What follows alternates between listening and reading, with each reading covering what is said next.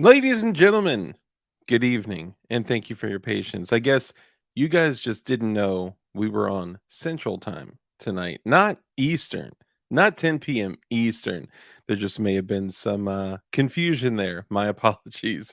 Let's go ahead and get started. We have a very exciting show. I definitely didn't just fall asleep on my couch prepping for the show tonight because you all know I don't prep for my show. Let's go ahead and get started. We got our guy, the one and only, come out in PLA, who was number one. Let me get to it. Clickety click click. Come out in PLA. My guy was number one this evening. Congratulations, come out in PLA. And you, sir, are due at least one Stitch high five.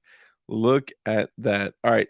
I'm seeing a lot of people that are like, yo, you got a $500 Microtech pocket knife. I know it's crazy, right? But you got to know that yes, it is the cost of an OEM Glock. I've actually got okay, so I've gotten OEM Glocks for like 300 bucks before, right? So some could say that this, ready for it? Oh, look at that. That this Microtech is more than the cost of an OEM Glock, but good God, is it nasty. It's kind of like an arrowhead blade, fully serrated. A lot of people don't like that. I do, because this isn't, to me personally, this isn't like a utilitarian knife that I'm going to be dulling down. This is a meat cutter. The purpose of this is to exclusively cut meat. Um, like bologna and stuff. Anyway, let's go ahead. You know what? I'll keep it on the desk here. God, look at that thing. Okay, sorry. Let me stay focused here, y'all. By the way, a little drop of Aegis lube on that thing. That action, it's nice. All right, so let's go ahead and say what's up to all of our channel members. We got Come Out in PLA, who not only was first, and you, sir, are due at least one high five. But you're also a channel member, and I appreciate you. So Come Out in PLA is also a channel member. We got Kurt24, another channel member. We got Angry Sarge, my guy. What's up, brother? Another channel member. We got, excuse me, Come Out in PLA, Kurt24, Angry Sarge. Who else? C&T Coop. What's up, brother? If you guys don't know, C&T Designs and Arms also has a channel, and he does a great job, way better than I do, as far as like going over gun bills. He actually sits there and does a what's it called? Share the pain stream, where he actually literally goes through and watches all these like Senate hearings and ATF hearings like live. So he literally shares the pain with you guys, and it's great if you want to keep up with that stuff. Super important. So I watch all the time. Every time I see CNT going live, I'm on there. So thank you for what you do, Coop, with CNT Designs in Arms. There you go. You got the little radio advertiser voice right there. Let's see who else we got. Dang, CNT, CNT, CNT. Joe Morris, what's up, brother? Good to see you, my man. Another channel member. Let's see, CNT, Kurt24. Dang old Matt, my guy, another channel member. What's up, brother? Good to see you. We got Man Against the Masses, or who, some like to call Man Against Damascus, who is our resident meme artist. And I haven't seen any work from you lately, man. I'm really eager to see some good shit from you. So, keep it going, man. Don't give up. Let's see, another channel member. Who else we got? Man Against Damascus. We got Flying Rich, my guy. What's up, brother? Flying Rich is my only actual friend. I don't have any friends. Just kidding. Rich, although he is a friend, not my only friend. Great. Oh shit! Dang! How many times did you type in here? Boom, boom, boom. That's like 8. Sorry, I'm scrolling through. I'm trying to catch up, y'all. A lot of times the chat will um, refresh, and I lose my spot. Where was I? Kurt24. Hey, 717 Rider. What's up, brother? Your package is in the mail. Actually, everyone's package is in the mail except, and this may seem odd because this is from the giveaway the other day. Everyone's package was shipped except Kurt24's, which I got something else I'm throwing in there for you, Kurt. And also Joe Morris, I got to get yours out. And Z and the agorizer, and those are going out tomorrow. So I'll shoot you guys Some of you responded to me via email, some of you responded to me via Instagram, and I'll get tracking info out within the next like 12 to 24 hours to you, just so you can actually track it. Senor Bob, what's up, brother? Another channel member. Good to see you. Good to see you. Who else we got? Come on, PLA. Senor Bob. Yo Morris. CT. Come on, PLA. Bob. Good God. I'm super far behind on chat. Goombeam, my guy. Okay, if you're looking for the best flashlights in the business for the best price, the only place to go is Jesus, it's like a lightsaber, y'all. Look at that. Anyway, check out Goombeam. On every single video I publish, or every live stream, every short, it has a link for Goombeam, and it is an affiliate link. I heard if you use code DARK, he puts in like different things. Like he put in like sushi for somebody. He put in what was it? Some I think it was what are those little fish? Anchovies. He put in anchovies for somebody else. So he likes to throw in extra things if you type in code dark. It definitely isn't like a discount. Like you don't save like a bunch of money if you use code dark. Kind of like if you type in code dark on like tack knives, you save 20%. Code dark on, JM4 tactical holsters, on, Aegis. I think with Aegis too, a bunch of stuff, but don't use code dark because you certainly don't want free stuff or discounts. Okay, picking it back up here. All right, who else we got? We got Senor Bob, we got Goombeam, my guy, 717 Rida, Angry Saj, CNT, Bob. Dang. Okay, I'm looking for the unique ones. I already saw you guys, already shouted y'all out. Hey, Shana Memba, good to see you. Hope you and Jason are doing well. Ewing. Toy Town, my guy. What's up, brother? Another China Memba. Good to see you. And okay, Shauna. And look at this. Shauna is if you're not a mod, I need to mod you. Like the shit that you do is just nuts. Hold on. Let me see. Oh snap! Somebody gifted memberships. Stop playing. Hold on. See, this is what happens. I get so far behind that people start giving memberships away, and I don't even know it. Let's see. Let me get to it. Hey, Ron Bayer, my guy. What's up, brother? Good to see you. Another channel member. Jason Ewing, another channel member. Great to see you, man. And yes, I am rocking the shoulder holster because I mean it is the way. And so many people are used to seeing me now only rocking the shoulder rig. Now I still have a Glock 43X with a TLR7 sub up in my pants, but hey, I'm a rock the shoulder rig too. Boom Thung McBangy Hand. What's up, brother? Another channel member. Good to see you, my guy. What up? Hey, Agorizer. What's up, fam? Good to see you. Another channel member. Look at all these beautiful people. Hey, Tech Money. What up? Another channel member. God, man, look at all these channel members. This is crazy. Remember when it took like 30 seconds to greet all the channel members? Now I'm greeting the entire chat, which is awesome. Super grateful for all you guys, man. Let's see, Jason. Boom dong McBrangham. Shauna, Kurt 24, Ron Barrio, Agorizer, Ho, Angry Sarge.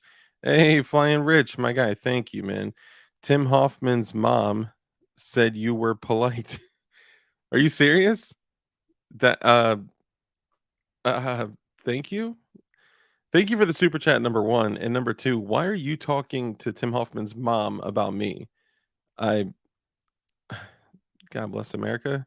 I don't know. That's strange, Rich. You're a unique individual. Okay, so here's where we got somebody that gave away channel memberships. Hold on. Okay, Rudy Giuliani gave away more channel memberships. Holy moly. Rudy Finney starting off already. Dang, Shauna, thank you. Rudy Finney is amazing for gifting 5 memberships. And Shauna, thank you for typing that because otherwise I do not see it. So thank you so much. And thank you, Rudy. Last time you gave away a gang. And you know what? I think I missed looking back on the stream. Mike McClune also gave away memberships too, and I missed it. And this is one of the things that happens. It for some reason doesn't show when you're using a streaming software like StreamYard. So I don't see that. So Mike McClune, I apologize, and I love you, and I'm grateful for you. And Rudy Finney, thank you so much for giving away channel memberships. You are awesome. And I think you gave one to my alt channel as well, which is hilarious, and also, I'm grateful for it, so thank you so much. If I could give it to somebody else, I would, but it's just auto-generated. They do that stuff all on your own or all on its own. Okay, Angry Sarge, come out in PLA 717, Jason Ewing, Kurt 24, Tech Money, Shauna, Joe Morris, Flying Rich, Princess Kicking Butt. Hey, we got Callie Prepper up in here. What up? What up?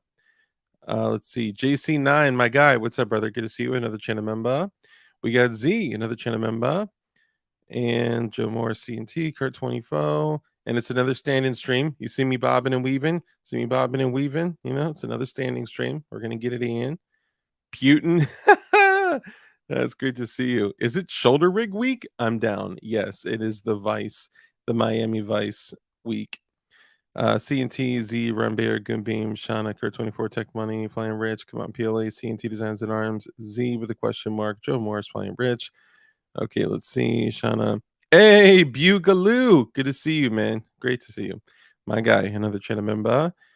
Zeeth, another channel member. Kurt 24, Bob, Z. Sorry, I'm just making sure I don't miss anybody. Y'all, you guys know how I get down, okay?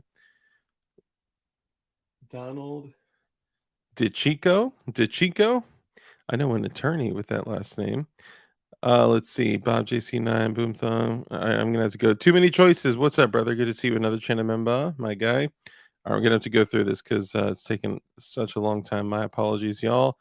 Joe Morris, Man Against the Masses, 717 Rider, making sure I didn't miss anybody. And of course, all the honorable mentions. We got Damien Christ up in this mob. Good.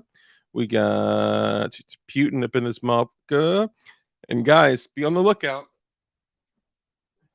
because you may be seeing some content in the future on this guy. If it wasn't attached to a 12 gauge shotgun right now, I would actually show you the optic. No lie, I don't know if they're using like the laser emitters, like the new EOTech red dot, okay? But this effing thing, the Gideon Alpha, is hands down the most crisp optic. Any other optic I look through, I get like that starburst kind of thing, right? So when you look through the optic, you don't just see like a dot. I remember the first time I took a picture through an optic and I was like, "What? That's what I'm supposed to see?" I see like if like a 5-year-old took a red crayon and went and like and trying to like color in a circle, that's what I see, like a starburst pattern. When you look through this thing, bro, it is I got to learn more about this to see exactly why, but this is like an EOTech reticle. It is what is it? A 38 MOA dot something like that. I'll have to pull it up and see. But man, this shit is super clean. If you look at the EOTech style reticle, this one is green and I love it, man. I have not been able to take it out and actually get, some rounds through it, but this thing is money. So Putin, thank you for the support. And you're gonna see Gideon Optics coming on the channel this coming up Thursday. So hell yeah. All right, let's get it in. So sorry to leave all you guys waiting. Hey, Armitage, what's up, brother? Good to see you. Did somebody else give away Ice Cream Dipper? What up? Another channel member. Did somebody else give away channel memberships too? Kentucky in the house. EOTech for the win. Yeah, the EOTech is crazy sharp. That is exactly how the EOTech reticle looks. Is exactly how the Gideon Alpha I mean, I don't. I assume the rest of the Gideon optics too, but it is crazy clean. So clean and so robust that the first thing I decided to put it on was a King 12 gauge. But anyway, let's go ahead and get it started. So you guys know that every time you go out, you go P38 Wilbur, what's up, brother? I actually mentioned you and your mug, the Be Kind mug I got from you. And I appreciate you, man. You're the man. You're cool as hell. Love you, bud. So, live life, my guy. What's up? Another channel member. So, you guys know that with what we do with shooting, training, staying up to snuff with your skills, it's one of the most important things that you can do. Now, when you're using your gear constantly, if you're like me, you try not to clean them just to see how far you can push your tools. Right now, I know it's not a lot, but I got like 13 or 1400 rounds through my Beretta M9A3, and I do not want to clean it at all. However, when it comes time to clean it, even when I clean my knives, right? Put a little bit of you know, oil on it and keep it nice and clean, keep the action nice and crisp. God, this thing's gorgeous. Um, there's literally only one cleaner that I use, and it's because it is superior to all others, and that is Aegis Gun Care. And today, you've seen him on the show before. He's the man. We are bringing back on Rod with Aegis Gun Care. Welcome, Rod. Hey guys, all I know is I need to get a knife like that, in case I'm out in the wilderness here in Idaho and I have to field dress some bologna. I I know, will right? be ready. Just bologna though. Yeah, because there's herds of wild bologna out here. Oh yeah. If you put one down, you have to dress them out pretty quick before the wolves get them. Yeah, So, and I heard sometimes you even run into fried bologna. they're pretty rare, but Oh yeah. Every now and then you may find one. especially if you get a world-class fried bologna. Oh Those yeah. those are mostly up northern Idaho, though. Oh, gotcha. Okay. So, Frag Out Design. Great to see you, man. Let's see. Flying Rich says Rod. He loves Rod. well, hey, no, it's good to be back on your show. It's been a while. Yeah, man. I hit you up and I was like, man, we got to get you back on. I honestly look. I know a lot of people look at this like with YouTube and doing shows and content and stuff, and I think people may get the wrong idea. But I only have people, companies, and products on the channel that I actually love, use, stand behind, and would even recommend. And hands down, like right across from where I am right now on my workbench is my Aegis kit with those freaking sharp tip Q-tips. Oh my God, those are incredible. The Aegis solvent, which is the best solvent I've ever used, and the Aegis gun lube, which is incredible. I use it on everything, even my blades too, because keeping the action nice and clean and a little lubricated is important. So it's literally all I use. Coming from a guy who used CLP for like over a decade. We've forgiven you for that, though. Thank you. I appreciate that. So for the people that don't know who you are, let everyone know kind of who you are, what you do, and where they can find you. Yeah. Like Dark said, Rod, my name's Rod. My wife, Shelly, and I own Aegis Gun Care. We're based out of the great state of Idaho, which it really is a great state. And don't mean to rub it in. Some of these other states, some of you guys live in, I'm sorry. And when you hear all the stuff on the news about courts doing this, judges doing that, I kind of sit back and go, damn, we don't have that problem here. Thank God. Hell yeah. At least not yet. But that, what's that ass clown from California governor? He was here in Boise Newsom. He was here in Boise a couple weeks ago. He snuck into town. Man, what a dirtbag. Gavin Newsom is he's likely to be presidential candidate at some point. One of the biggest pieces of I could actually think of is Gavin Newsom would be like top 5 as far as domestic dirtbags. Of course, we have international dirtbags all over the place, right? Most of their last names end in like Rothschilds, Rockefellers, and all those guys. But man, Gavin Newsom is such a massive piece of human excrement. Oh, he is, yeah. But a lot of people weren't pleased that he had kind of snuck into town and snuck out real quick. But anyway, yeah. About us, for those of you who don't know, I think I recognize a lot of names on here looking. And I'm glad everybody popped up. And as anything like with Dark, so if you guys have any questions about anything about our products, about anything, just ask. I probably don't give a shit and won't answer. No, just kidding. We'll answer. You're very responsive, especially like on Instagram. We try to be. But so we own Aegis Gun Care. I'm going to say it in 100. I stand behind it.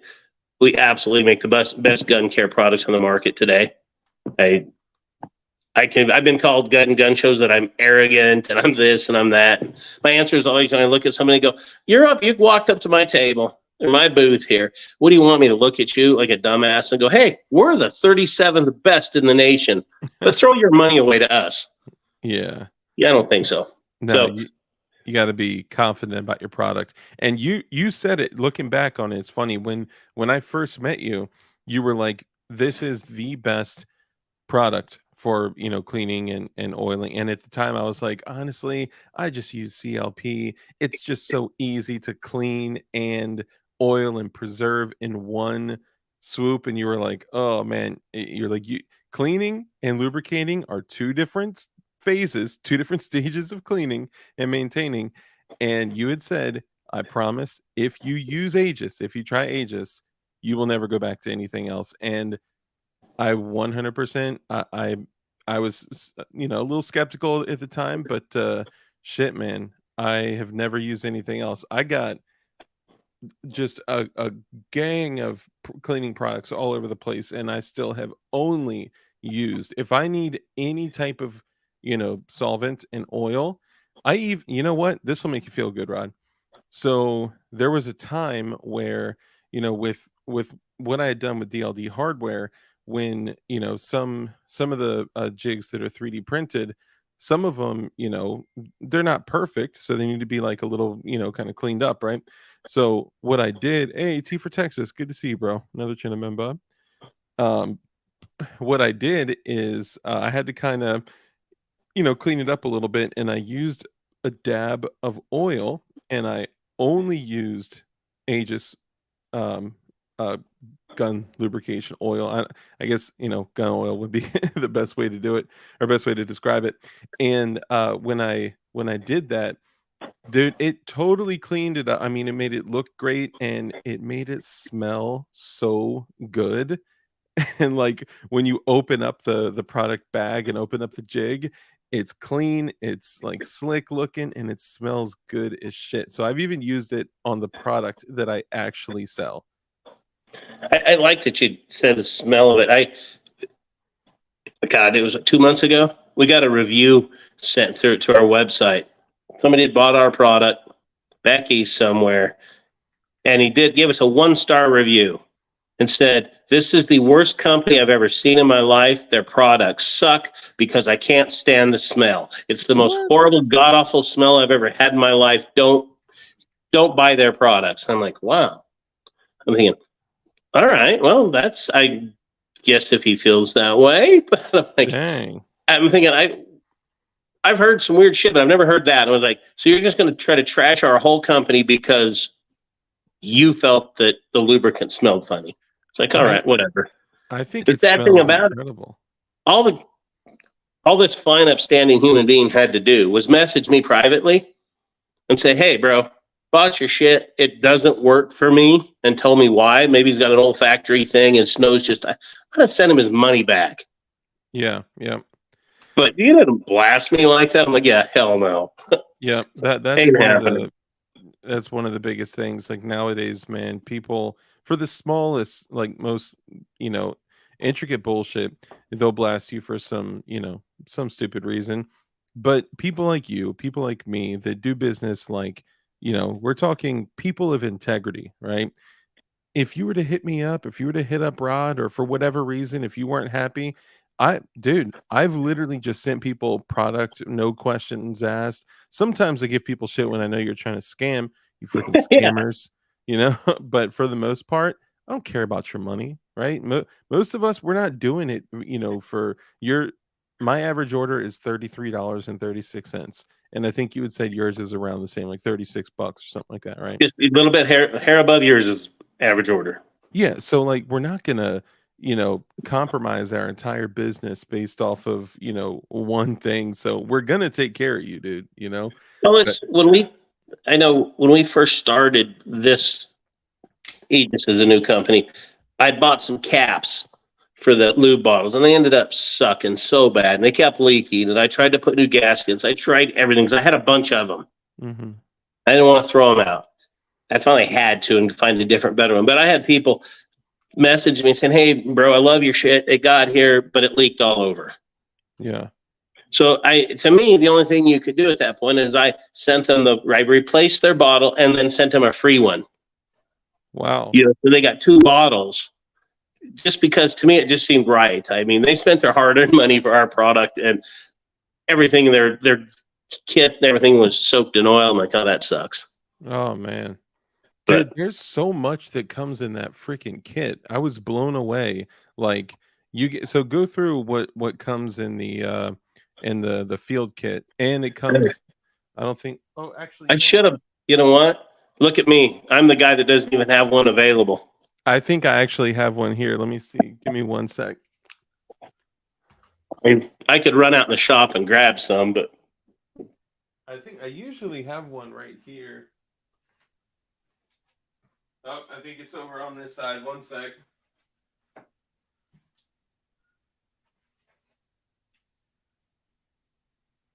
Shit, maybe not. Oh, here it is. Found it.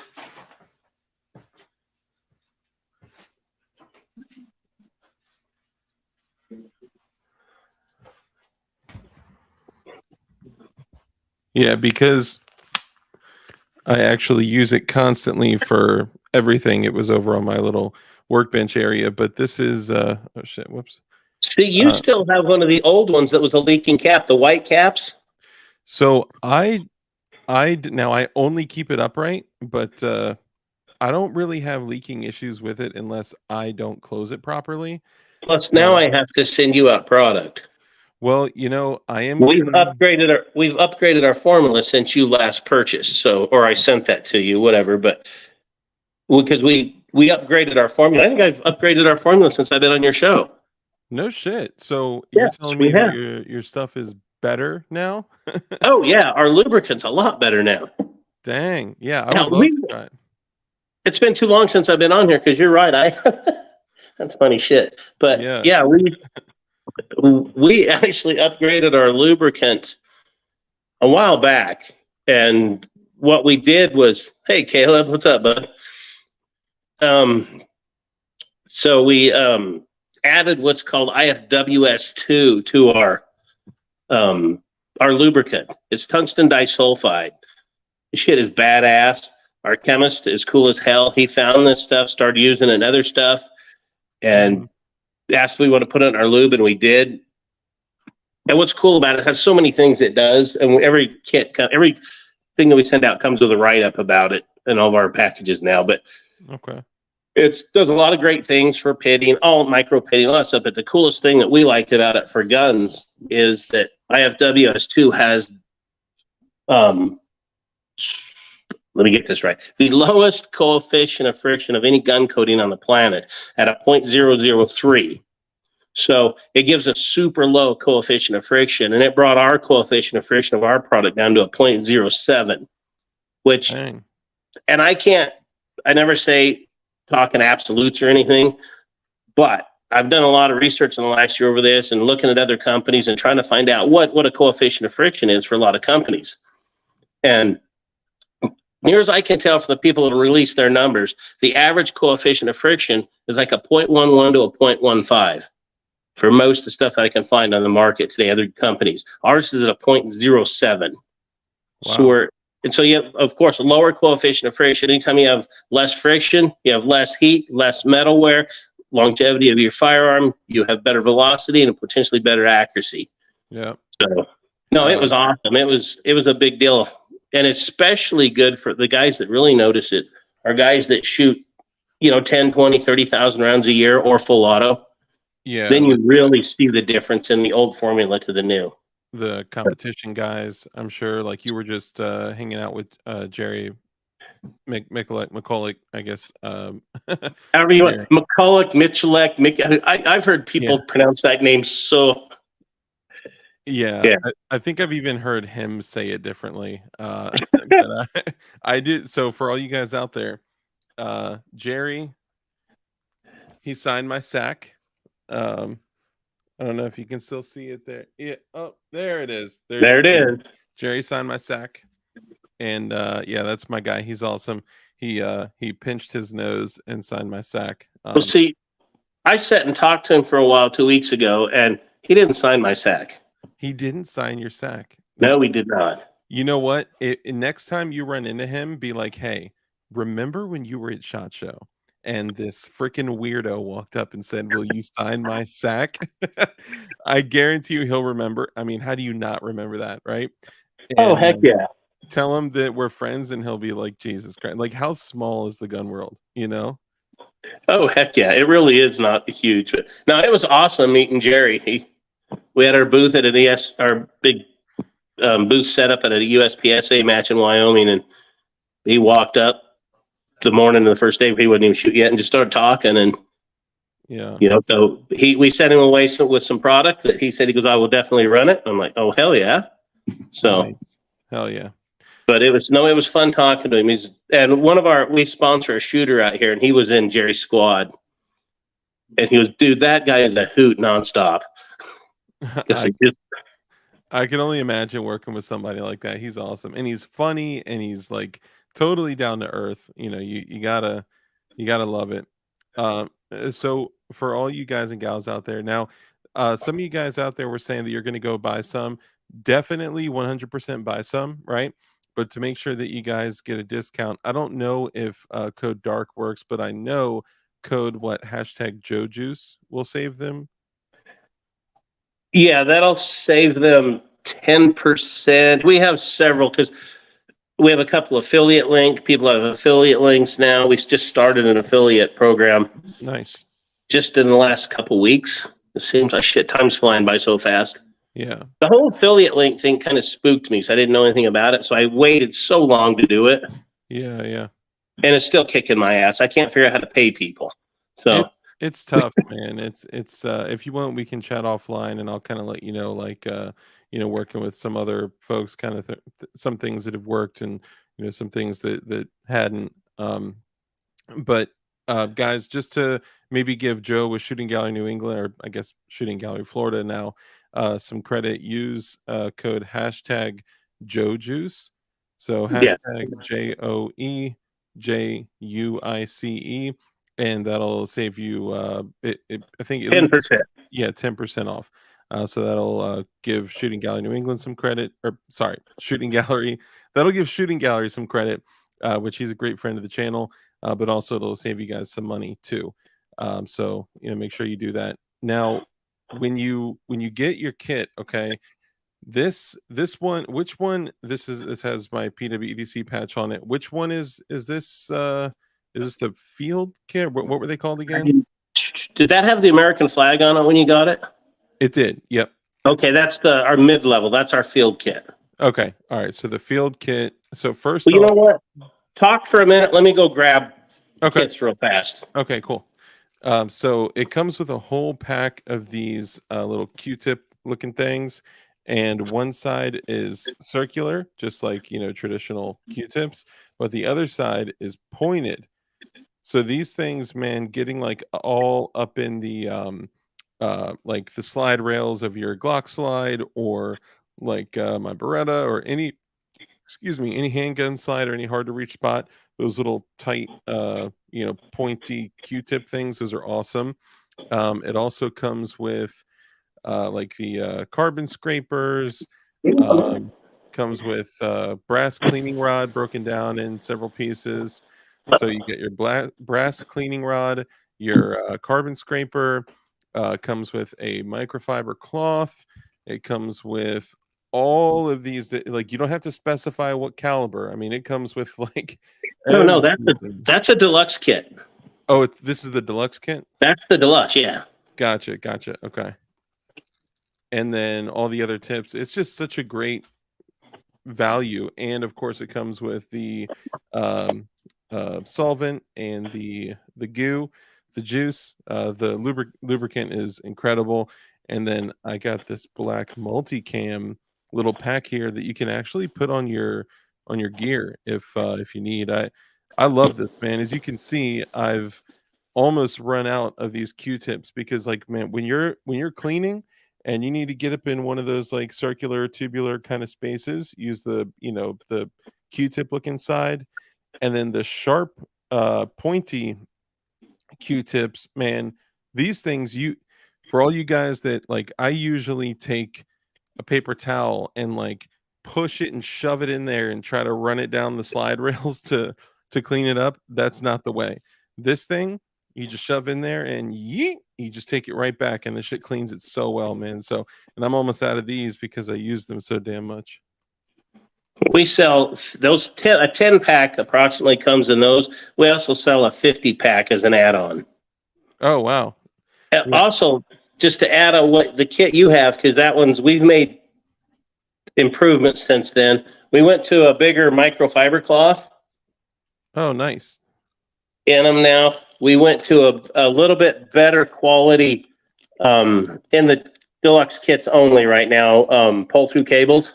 Oh okay. Hell yeah.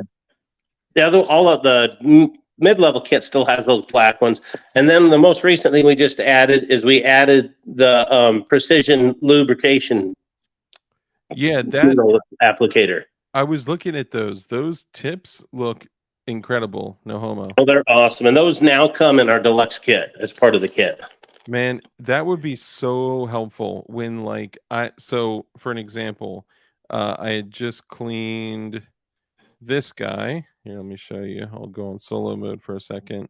So this is one of the OTF knives from Tac Knives. It's one of their higher end knives, carbon fiber, 6061 aluminum, and it's got a D2 tool steel Warncliffe blade.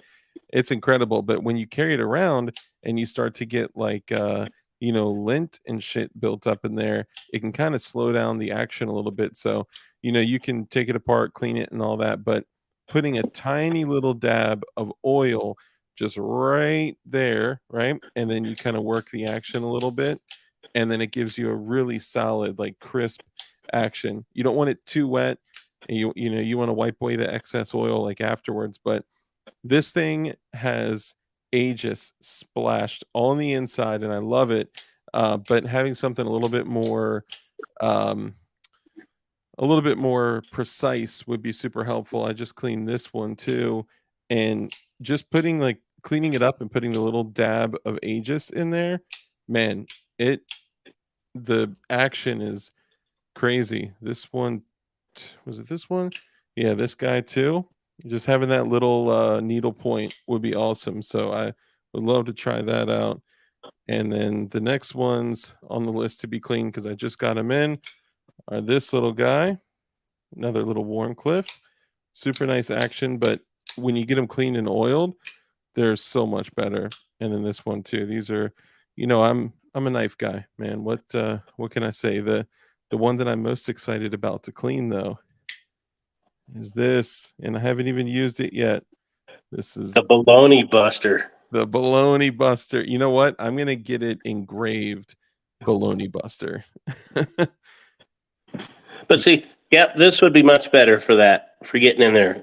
Once I take off the cap, you can see that tip. Oh yeah. They're nice to have. Hold that back up there real quick. Oh yeah. Yeah, that's perfect. Yeah, much more more precise. You can buy these as an add-on for like $2.99 on our online, or they just come with the deluxe kit now.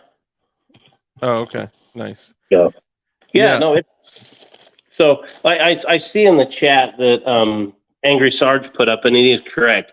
Caleb, who's in the chat, with help of Angry Sarge, they got together, and those guys built me like a 3-minute infomercial about our products, and it's on on my Piss Poor YouTube channel right now.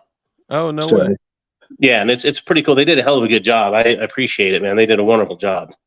And it just kind of highlights and showcases all of our main products, our gun cleaning kits and stuff. Dude, I would love to do something like that too.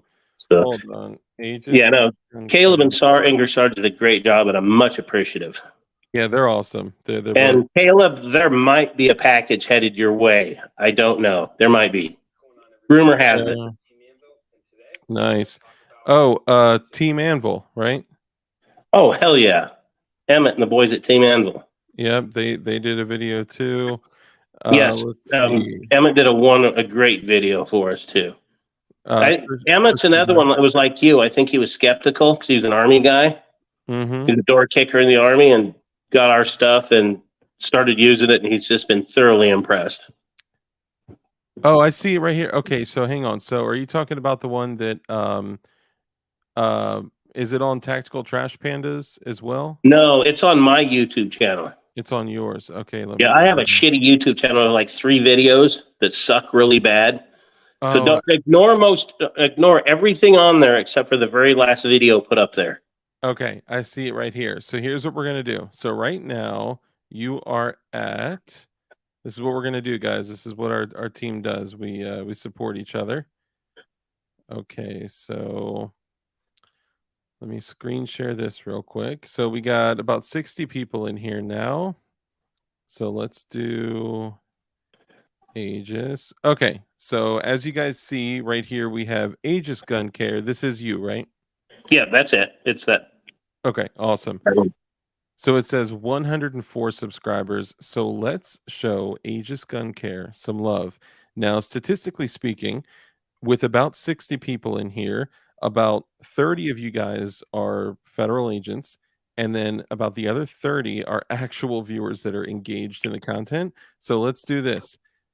We Well, have them 104 subscribers. You guys go subscribe to his YouTube channel just to kind of pump him up a little bit. You know what I mean? Maybe it'll inspire him to post some content in the future too. I need to get better at that. I do. Just like anything else, man, it's just something that you gotta schedule and I mean, shit, like I've been doing this for 2.5 years, and Glowy's check in. Thanks, Putang. Putang, I almost wore your shirt tonight, but I fell asleep, and yeah, I just had to run and just get on camera as quickly as possible. That's a wonderful shirt right there. A shirt with a Glowy's check in. Yeah, right. That's a There's a shirt new idea T-shirt right there. See, Glowy's check in. Let's see. So where are we at now? We got, let's see, refresh. Hey, 113 subscribers. You guys are awesome. But see, now you're going to do this. Now I'm going to have to make content. Damn you. I know. It's just adding shit to your to-do list, Hey, Gerchop, good to see you. A Silverback Tactical, good to see you, man. Look at this sub. Thank you. Appreciate you subscribing. Yeah, it's just here I am. Like I was, late tonight, fell asleep and shit. But aside from tonight, usually scheduling it for, specific times is like it's the only way to get it done because otherwise it falls off the list, Yeah. But yeah, the one I was talking about is the one, I guess, all the way to right under directly under our logo. Yeah, it was pretty cool of them. They did a hell of a good job. Nice, man. Yeah, I don't know if I can play it now. I may get a copyright. Yeah, don't do anything you think you're going to get nailed for, but you shouldn't. I don't know how all that works with YouTube, so. Let me see. I don't know if there is music. Sarge, let me know if the music is copyrighted. The music is the free music you get off that stuff. It's the Oh, it is? Yes. Okay. Yeah, then let's do it. Let's go ahead and play it. So guys, buckle up. We're going to go ahead and rock it out. Let me know that you get audio. And thank you guys for subscribing to his free music. Beautiful. Thank you. My best video for views is my law tactical. Yeah, a lot of people look into that. Damien, thank you for subscribing. Let's see where we're at now. Let's see. Let me back out of this for a quick second.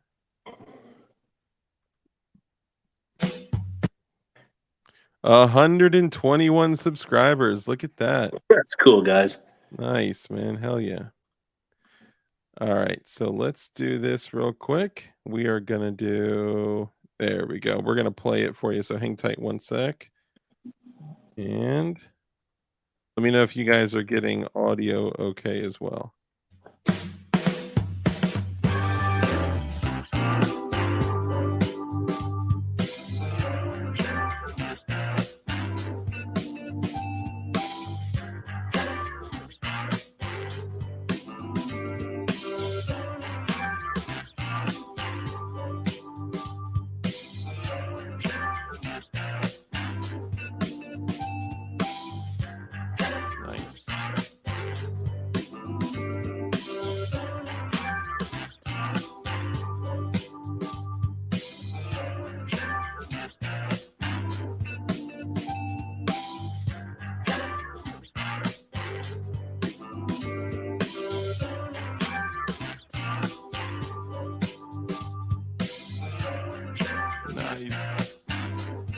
essential oils for gun people.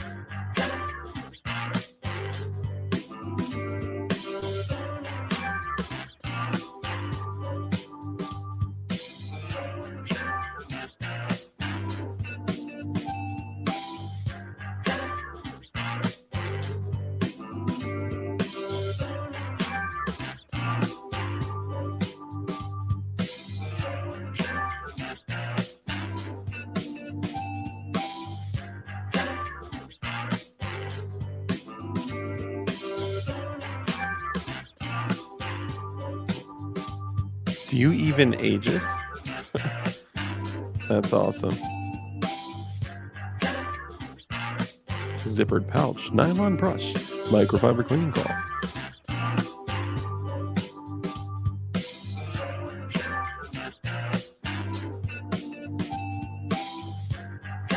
Yeah, man, I love that carrying pouch. I think the one that I got was before you guys started putting different patches on. I think, you know what? Mine actually had the Aegis patch on it. I remember now. Yeah, I'm sure it did. Being the deluxe, it would have. Yeah. Man, that kit's lasted like a year.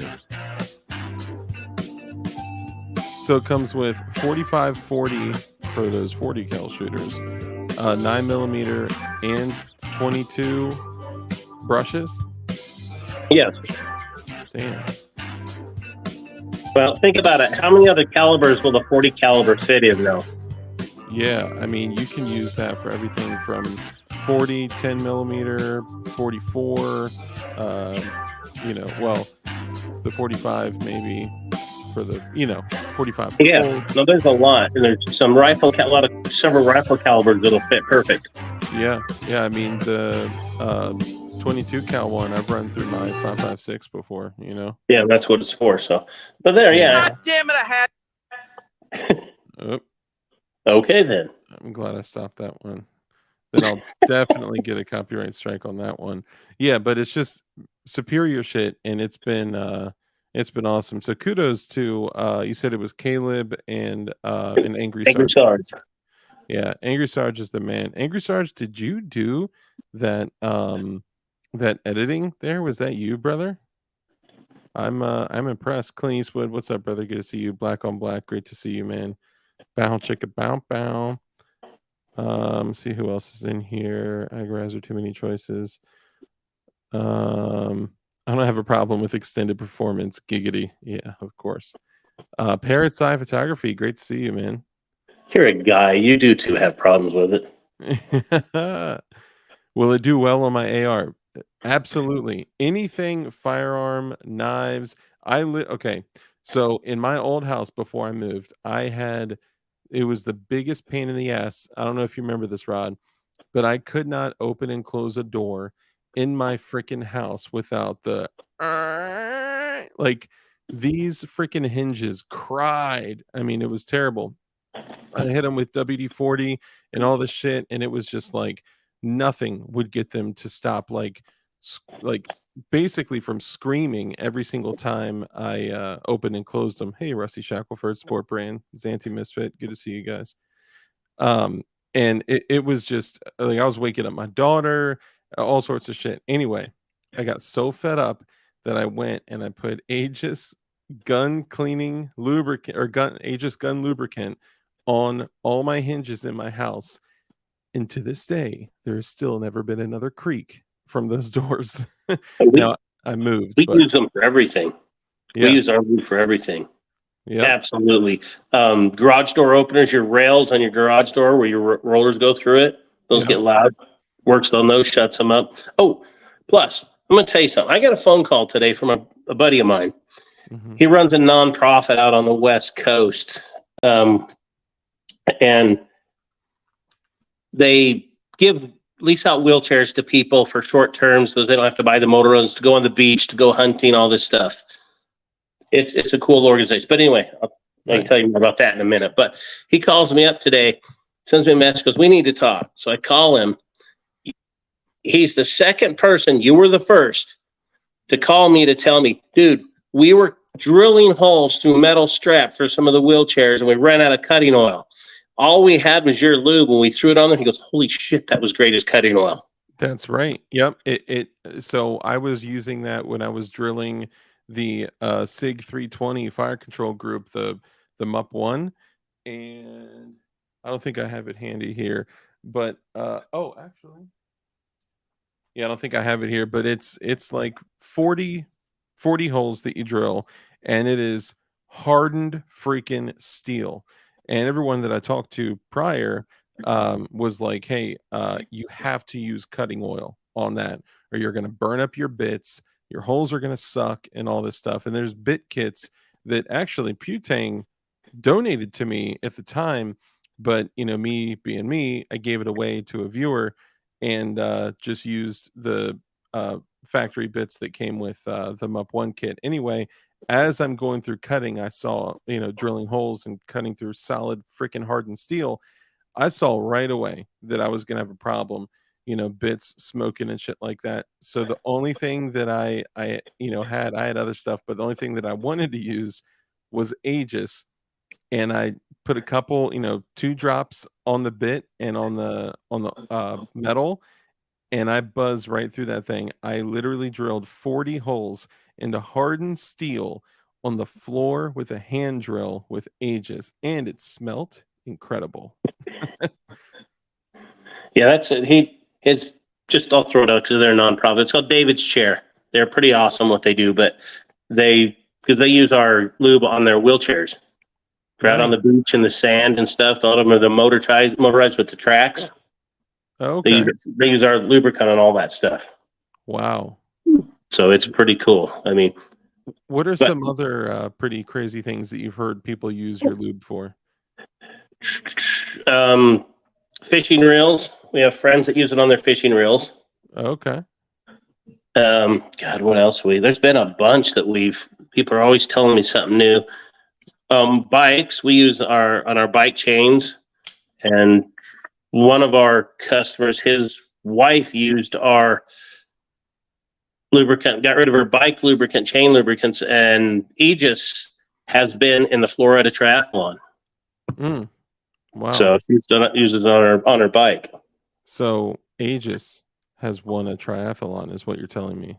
Well, she didn't win the triathlon, but I'm just kidding. But we were there. Dude, I could only imagine people, hitting you up like, "Oh, I used your lube for this stuff and it worked crazy." I mean, I've used it for everything. Anything I need to lube. I actually finally cleaned my AR recently. I used to get, as a young buck, when I went shooting, it would kind of be like a gun cleaning party. Like after we all went to the range, we would then all go and sit down and, do a little gun cleaning party together. But that shit got old real quick.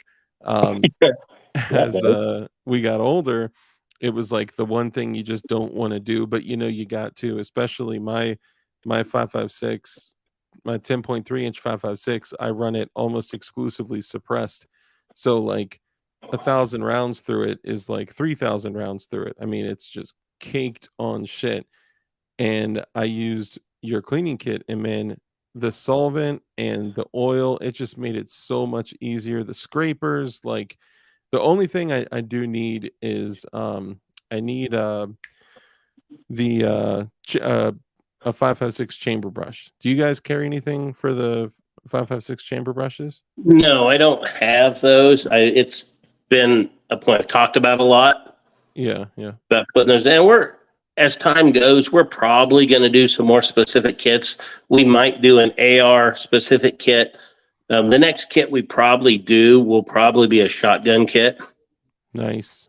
Because we get a lot of requests for that. Shotgun brushes and. I put your lubricant on my on the Serbu Super Shorty. That thing is a really short stroke shotgun. Oh yeah. And the rails can get a little bit kind of, like we talked about when you actually have a little bit of an announcement, which I'll let you discuss it at your convenience if you'd like.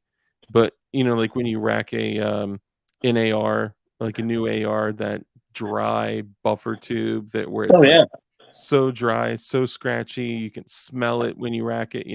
That's kind of how the Cerbus Super Shorties get if you don't kind of keep it clean. And I used Aegis on the action arms. Used the solvent, cleaned it up, and then I put some of the oil on it. And man, that shit ran so smooth. Well, I just see that Caleb said something. Said now we need Aegis oil in a DIY size for home use. Dude, it's like you're reading my mind, Caleb. We did this just for you. These are now on our website. The 1 ounce bottle of our cleaner and a ½ ounce bottle of our lubricant. Oh, no shit. Yes, and they come in a little zippered pouch and stuff with not much for it's like $11 on our website or something like that. I can't remember. Because honestly, I've had people say, I wish we had smaller things that I could put in my plate carrier and carry with me. Dang. And so I got a buddy out here that makes holsters, Havoc holsters. And Ben's like, dude, I think it's a great idea. You need to do these. So we're doing these now. Man, that I would love to have a little, little to-go carry bottles I could bring. And it's and the 1 ounce is a spray bottle. Oh, really? Yeah. Dang. I would actually probably fill it up with the larger ones and then, just kind of use those on the go. Yeah, so Caleb mentioned it there, and voila, Caleb, it's there already just for you. Done. He did it. How's that for customer service? Beautiful, beautiful. Hey, Crypto, what's up, brother? Good to see you, man. So come on, PLA. Funny you say this. He has any plans for a 37mm launcher kit, like a cleaning kit. You'd sell more than you think. So that is the other thing. When I broke out my AR, I broke out a couple other Glocks, my 43X and just a 19 or 19X. I don't even remember. Just a whole bunch of guns. I looked through the barrel of my 37mm, and there's so much unburnt powder when you're reloading and busting these 37mm shells. You got to keep it clean, and it's an aluminum barrel, right? So I had to use paper towels, right? But because I don't have a 40 mic brush or pull through cable or anything, but I used Aegis solvent and oil on my launcher, on my 37mm launcher. There you go. Well, somebody just bought the sample kit that I just showed. They just bought it. So. Oh, nice. Hell yeah. Hopefully that was Caleb. If not, no, it wasn't. Nice. But what you were talking about with your buffer springs, what I told you about. Yep. And what about to show you can't jump online and buy it right now, folks. I'm sorry. So, and it's not my fault. So can I kind of walk them through and explain what it is, and then you once I kind of go ahead. It's your show. You do whatever you want. You call the shots. I appreciate that, man. Rod and I were talking before going live, and one of the things we were discussing obviously was cleaning and maintenance of firearms, and in the builder community, there's so many people that, like, whether they're building or assembling, cleaning using solvent and then using gun oil, like with the right shit, like using Aegis, you can prevent so many issues and fix, so many potential problems. But the other thing you can do is you can well, I don't know what the best way to be would say it, but I'll put it like this. If you guys have ever grabbed an AR, picked it up and racked the bolt like off the floor, never fired aside from like whatever test firing they do at the range or at the manufacturing facility, but when you rack that bolt back with the charging handle, you can literally smell it, you can hear it, it's scratchy, it's dry.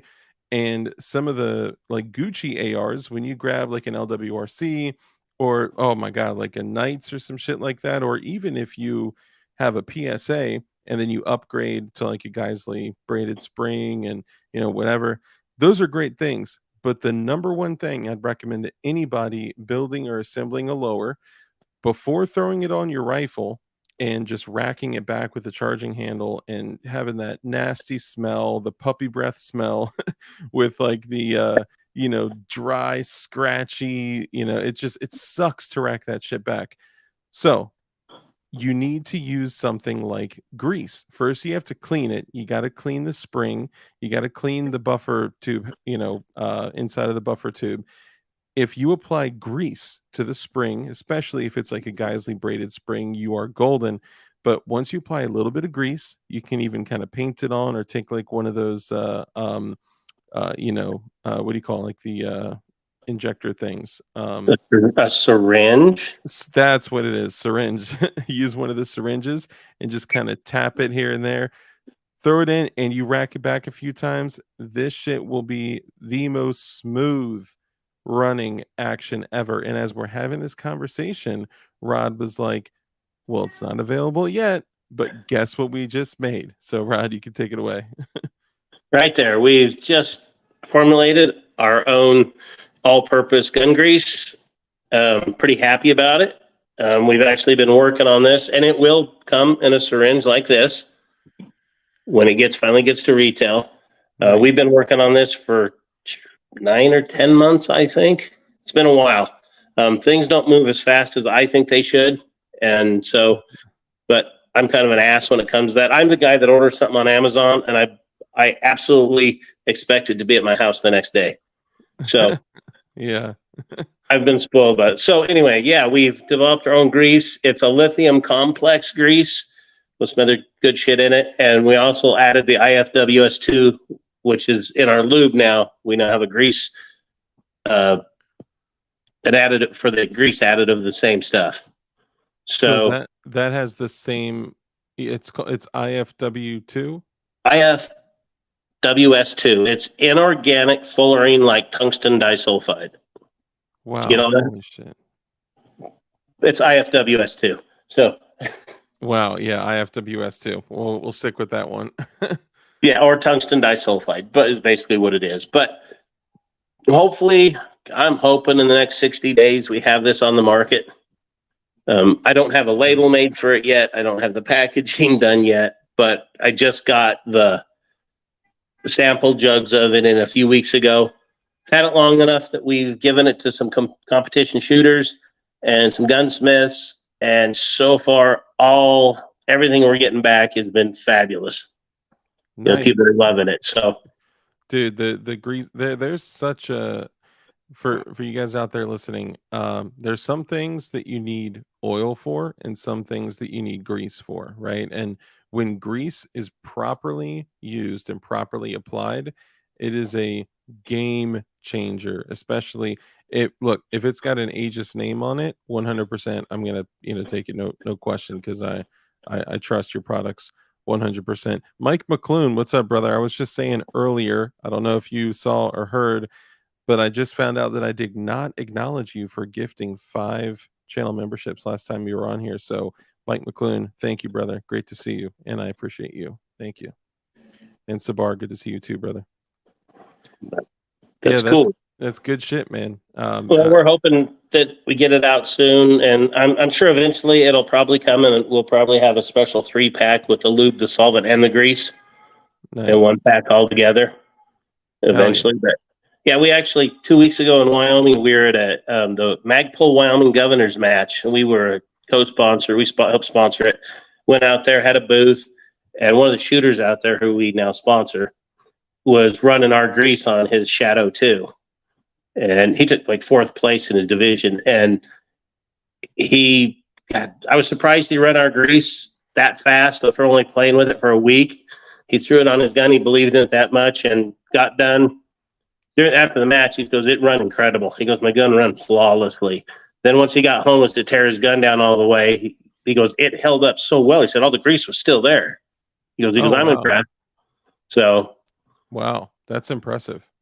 So, and then we had a shotgun competition guy up here shoot it with his over and under.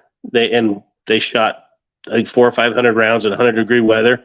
And when he tore it down and looked at it, he's like, man, the stuff held up incredibly well.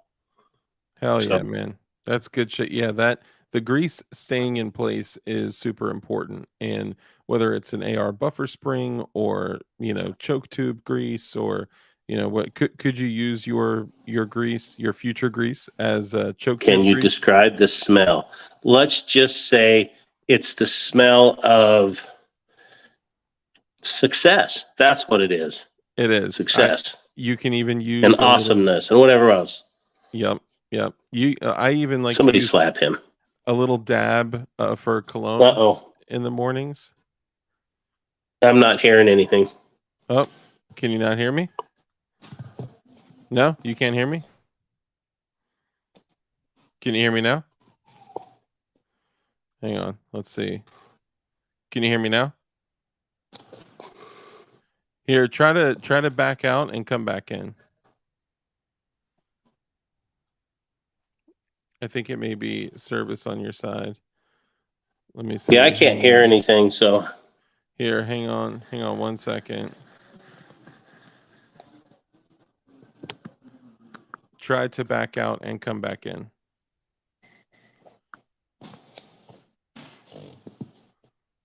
We can hear you.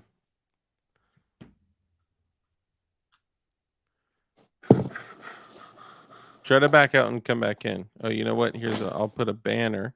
Here's how we do it, guys. Create a banner. Watch this. Oh, okay. If you can hear me, that's great. But I can't hear anything. Try to back out and come back. Maybe I can jump out and jump back in. Oh, look at that.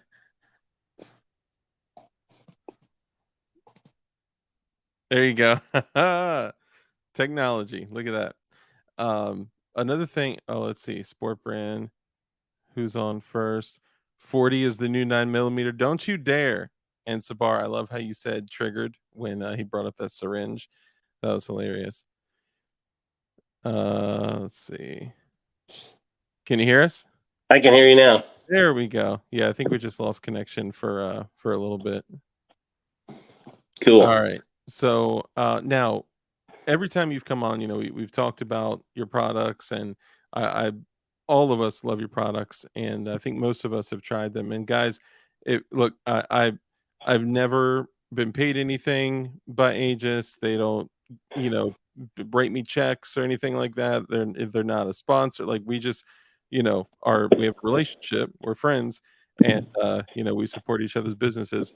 And he has great shit, right? And if you didn't have great shit, then we wouldn't tell you to go buy a shit. But anyway, when I believe in something like that, I always recommend it, right? But we've always focused on your products, but we haven't really talked about you as much, right? I know we got to hear a little bit about kind of how the beginning of Aegis, the inception. Let's kind of start with that. So, how did you get started in the business, and how did it, what was the inception of Aegis? Well, for those of you who didn't know, and some of you don't, I'm not going to mention the name of the company, but I was a part owner in another company. It was the predecessor of Aegis. Mm-hmm. And that's what the stuff was initially developed for. But along with Aegis, we made it better. But we did ultrasonic gun cleaning, and we cleaned people's guns for them. We got to be like the nation's experts and foremost on ultrasonic gun cleaning. Mm-hmm. I moved back to Idaho, sold out to my partners. It was time to move on. They're still doing their thing. And that's when we got up here. Then my wife and I decided that we would start our own company and not clean people's guns for them anymore, but just provide the best products we could bring to market and the best customer service we could bring to market. And so that's where Aegis was born. And the thing about Aegis, if anybody knows Greek mythology, Aegis basically is a shield, stands for shield, a protector. Zeus and Athena had goat skin shields that were mythical and magical, and they protected them. And so that's what Aegis stands for, is protector or shield. Wow. So I had no idea. And that makes sense with your guy right there. And then that's what it was all about. And that's why, even though I caught hell from one guy saying I was a dumbass redneck that anybody uses the Spartan with their company, I'm like, yeah, whatever. But that was one of the reasons we used what we did, is because it does protect your firearms. It shields them. It protects them. That's why we also use the hashtag Aegis Protects. Yeah. So that's where that came from. We decided to start our own company. It's kind of comical. Finally decided on a name. Got my attorney to actually approve the name and say, yeah, we can do that without getting sued. So, but you never know. So I'm being told that I'm saying it incorrectly. Is it more like Aegis, like that? Well, the reason I've never corrected you is because technically both pronunciations are correct. Okay. Aegis and Aegis are both correct pronunciations. Okay. We just went with the Aegis. Most people know it as Aegis. Yeah. Yeah. And that's the most common. Yeah, it is. But we went with Aegis. But most of them, so I don't correct people because they're both, in the end, they're both correct pronunciations. Gotcha. Gotcha. So, yeah. But then it came time to make a logo Mm-hmm. where I've always known that I'm not very artistic. Well, you could say I suck. Let's just say that. I'm not good. And I thought I was going to do this by myself. I thought I can do this. I'll come up with something because I'm cheap and I want to pay somebody. Of course. So, well, after several attempts, and I have a good friend that owns another big cooking seasoning company, and I sent him to him and everything, and he was like, yeah, whatever. And I think he finally one day said, you know what, you just suck. Here's my graphic artist, get a hold of him. So I did. And I sent the guy an email and I said, I want a Spartan warrior with a shield and AR-15. And this is what he came up with. That was his first run of your logo? Yes. Wow. He sent me a sketch. He sent me a sketch of it, which I still have, the digital sketch of it, and said, hey, what do you think about this? And I'm like, oh, hell yeah, you nailed it right away. Wow. That's and impressive. Then some of the other things, like mostly Spartans usually have red. Mm-hmm. Well, he knew that my background is former law enforcement, so he took the liberty of changing it to blue. Nice. And then he asked if I had a problem. I'm like, no, I don't have a problem with that at all. It looks pretty cool. Yeah. And so then he did that. And then he also is the same guy that he then went ahead and designed our labels and did all that for us. Oh, so, nice. So was it worth the money? Oh, I got a really good deal. So it was well worth the money. Nice. So no, it was, but so if anybody ever needs any advice on logos or anything, don't ask me. I can send you to somebody, but I suck at it and I will stay away from that. And someday I have some of the logos that I made. Someday they might get released. Oh man, you should totally do a throwback logo. Like, you know, dude, they're atrocious. They're bad. That's the beautiful thing about it. You know, that's I know someday. That's why I kept them, because someday at least one of them will get released. Hell yeah. This is my graphic artist right here, Sport Brand. He's awesome. All the DLD logo, the eagle with the chem light, the blue chem light up in the corner. He's done all of that. The chicken bone syringe. There's more of a story to that, but that he's done everything. And man, Sport Brand is the man. So I appreciate you, brother. But that's so. There's a couple things there. So I've understood the idea of cleaning other people's guns for them, right? But when I worked at a shop, one of the most annoying things in the world was when someone came in and they were like, hey, dude, can you clean my 22 LR? I shot it to the point where it stopped working, right? And then it's like, oh, God. And it's so a couple things like, of course, I get it. I understand it. And not all people that shoot are people that tinker, build, assemble, disassemble, reassemble, and all that stuff. And I understand that and appreciate that. But being able to provide people with something so they can independently provide themselves with the outcome is huge.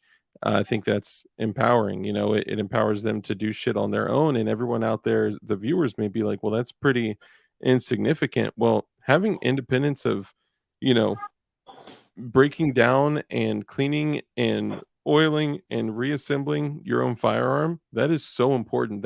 That's the beginning. That's what gets people into, you know, upgrading their firearms and changing things and, you know, maybe potentially building and 3D printing in the future. The other thing is what I see when I look at the Aegis logo is I see like the 2023 you know, the modern day, you know, military age male, right? Where we're protectors, right? We the Spartan Gladius blade has been replaced with the modern sporting rifle. And you know, we're protectors, we're warriors, and at the same time, we're you know, although our firearms are mostly shields, they're also swords for the wicked, you know. So I There love you go. that. Yeah. Yes, sir. No, I tried to have some meaning in it, wanted something to be pretty cool about it. And like I said, guy, when he did it for us, the thing, I couldn't have been more pleased when I saw that logo. I'm like, yeah, that's it. That's almost what I had pictured in my head. It was like, Yeah. there you go. That's awesome, man. That's So, awesome. but yeah, it was, so that's, and like I said, it's a lot of it was because my background is law enforcement. And then I was in the oil and gas industry for, I don't know, 9 or 10 years after that. And So when you were getting into, you know, starting your own business, had you just retired or left law enforcement, or how did you leave, and kind of when did you leave? now I've been out of law enforcement for at least 10 years and had been in the oil and gas industry for right before I got into my own business. Oh, okay. Okay. So I've been out of it for quite a while. So you went from the oil and gas business to the oil and solvent business. Yeah, to the gun cleaning end of things. That's And awesome. I agree with you. Like you said, cleaning guns, it's important, but I agree with everybody. And I've been in this business for a long time now. Well, since 2015, cleaning guns and being in it. And I think it sucks. I hate cleaning guns. Yeah. So that's another thing. I want to make stuff like our kits and stuff to make this horrible chore as easy as we can with our products and what we do. You have, man. You have made your company, right? Because I'm sure a lot of people are due credit there, including your wife. You guys have made cleaning firearms so much easier. And I never, if anyone actually back in the beginning when I heard about Aegis, um, I was like, dude, the last thing I want to do is a two-step cleaning process, right? But making it easier, simple, you know, more streamlined, more enjoyable, right? Like I actually enjoy cleaning my guns now. Well, it sucks less, I'll say that. But what could be some of the issues with the single step, you know, the cleaning lubricator preserver? What could be some issues with that?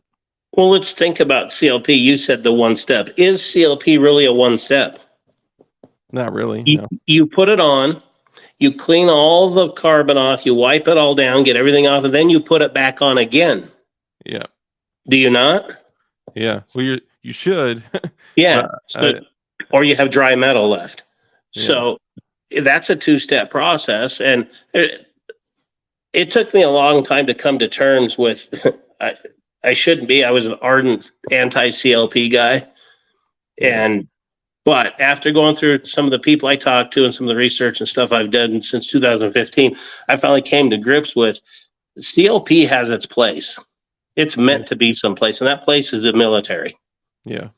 It is. It's quick. It's easy. And as a lieutenant colonel, retired, that I got to know a little bit, told me that him being a soldier and me being a cop, he says, plus shit's got to be soldier and cop proof. Yeah. And CLP is. Yeah. Yeah.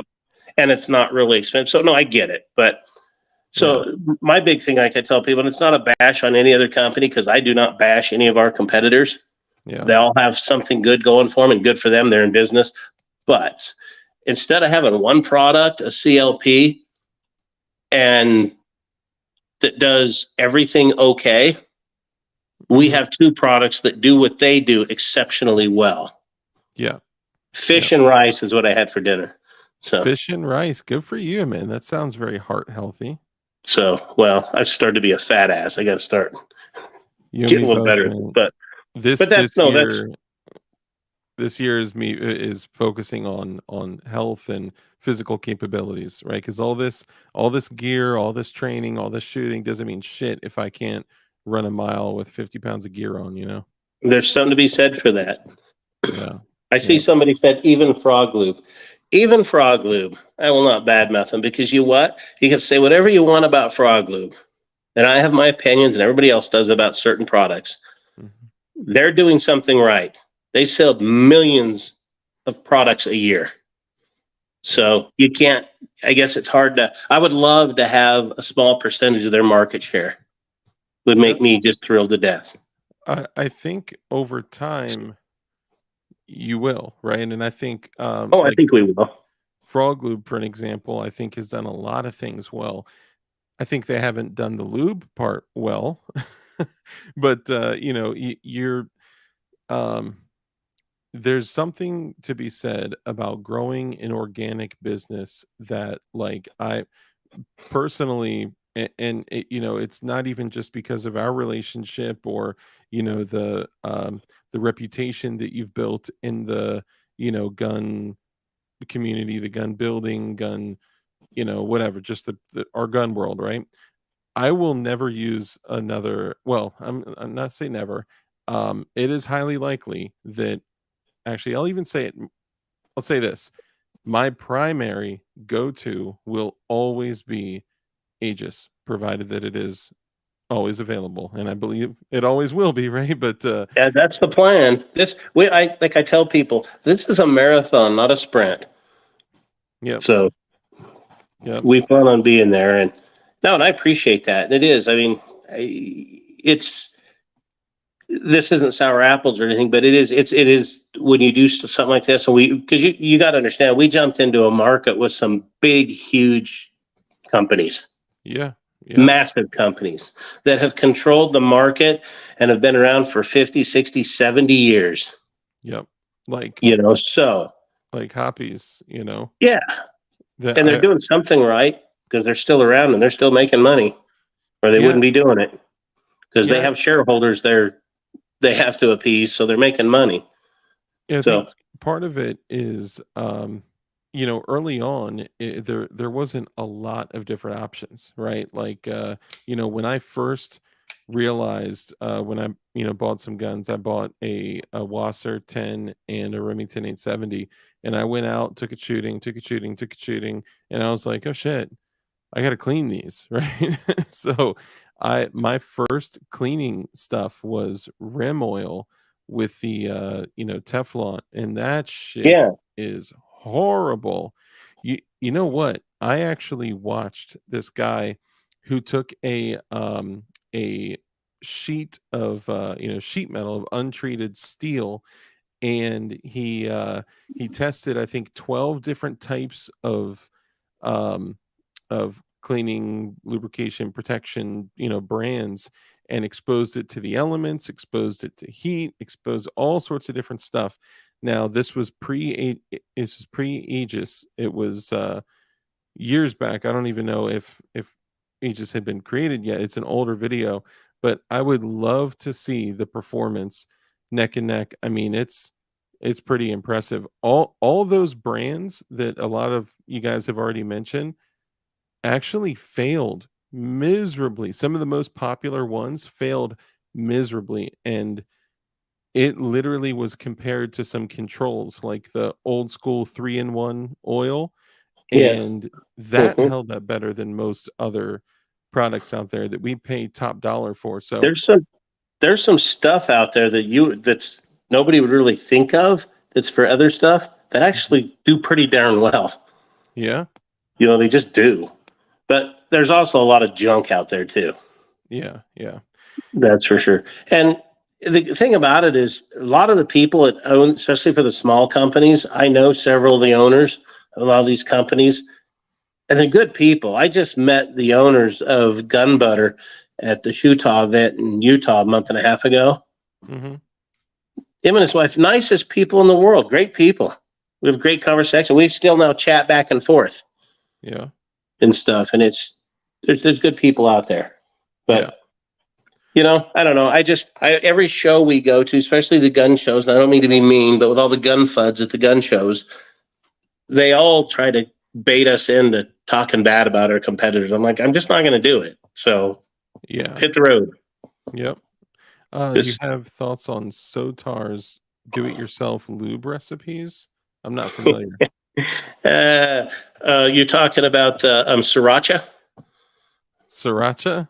Is sriracha? Is that the one? I'm not Yeah, sure. I have thoughts on a lot of things, but a lot of them I just keep to myself.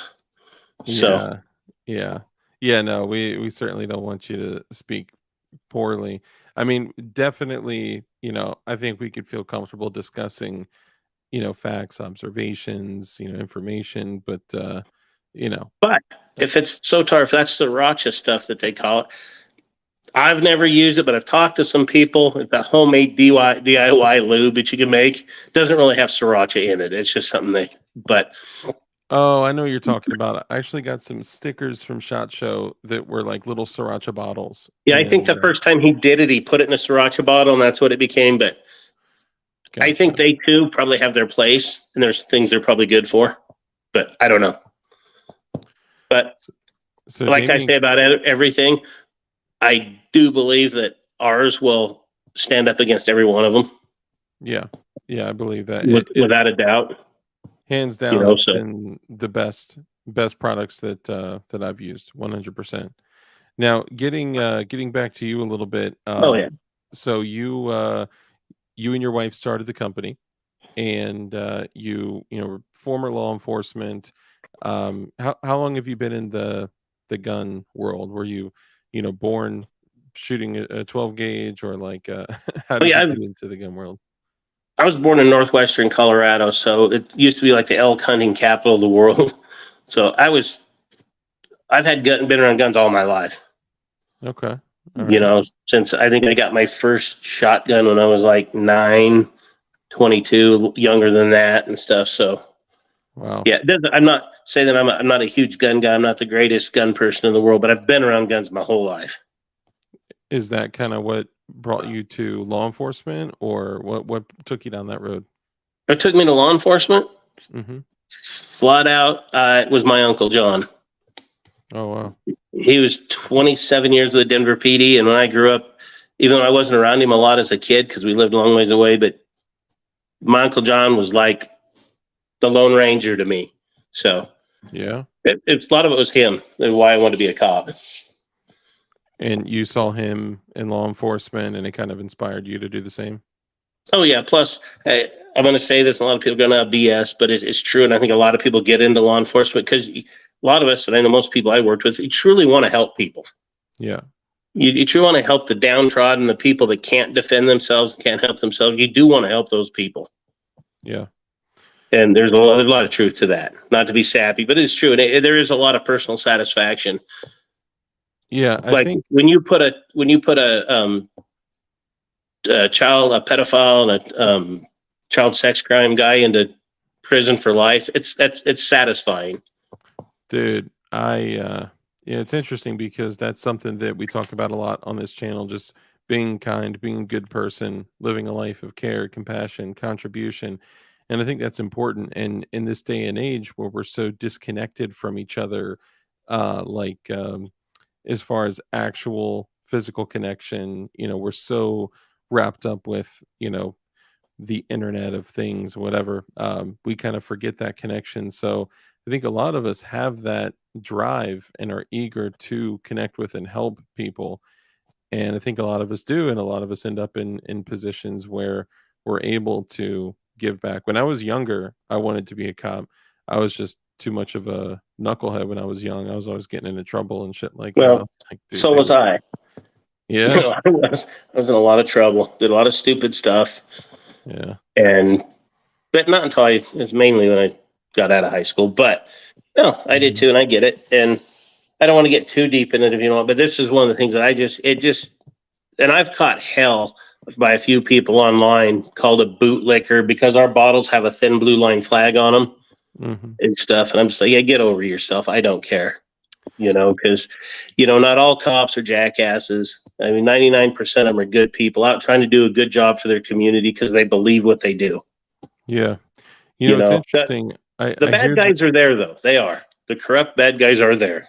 Yeah, just like anything else, right? Yep. There's always going to be it's people, right? You're always going to have that. And here's the interesting thing, right? We're living in this world where all of us are, I mean, a lot of us are, pushing for freedom. Some of us are even standing up and saying, I'm willing to fight and die for freedom and independence, right? For the right to choose.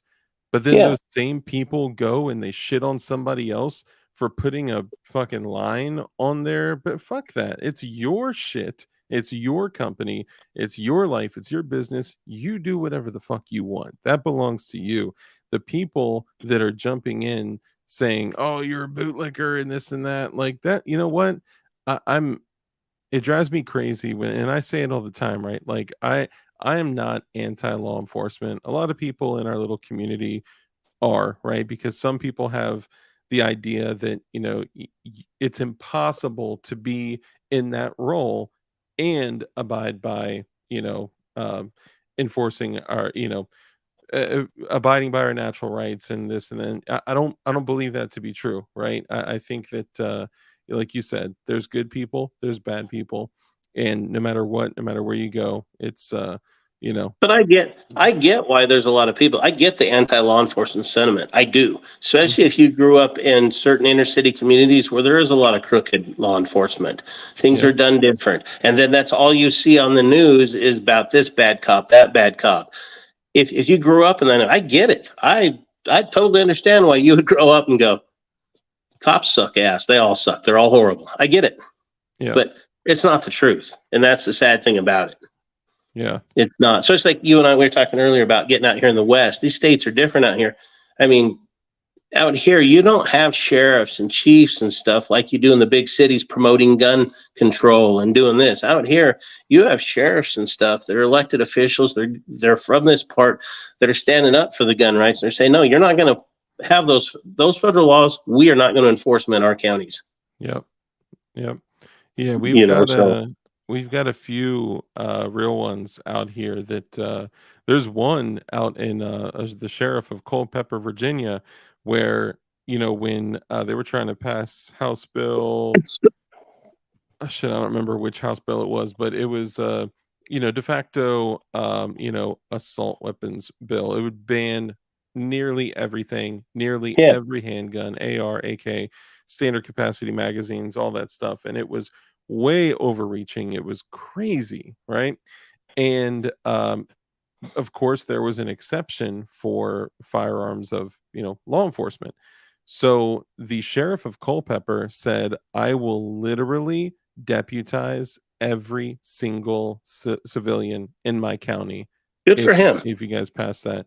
And I Good for him. couldn't believe it. I was blown away. But those guys and gals out there that are doing that, that are taking a stand, like, remember, guys, when we jump on that bandwagon of the, fuck the police movement, we're also saying fuck those guys and gals that are like Angry Sarge was law enforcement. And I have never met like some of the people that were former law enforcement or current law enforcement that are actually going around like informing people of their natural rights that are supposed to be protected by the Constitution, and they're abiding by the oath that they took. Like, those are the guys that we need to highlight and say fucking kudos to you, man.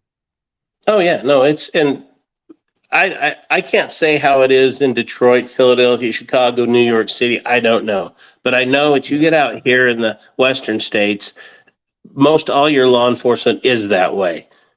Yeah. If I've seen too many cops and I've seen it happen out here where somebody will say, well, I'm carrying a concealed weapon. And the officer will look at them and go, well, you damn well better be. Yeah.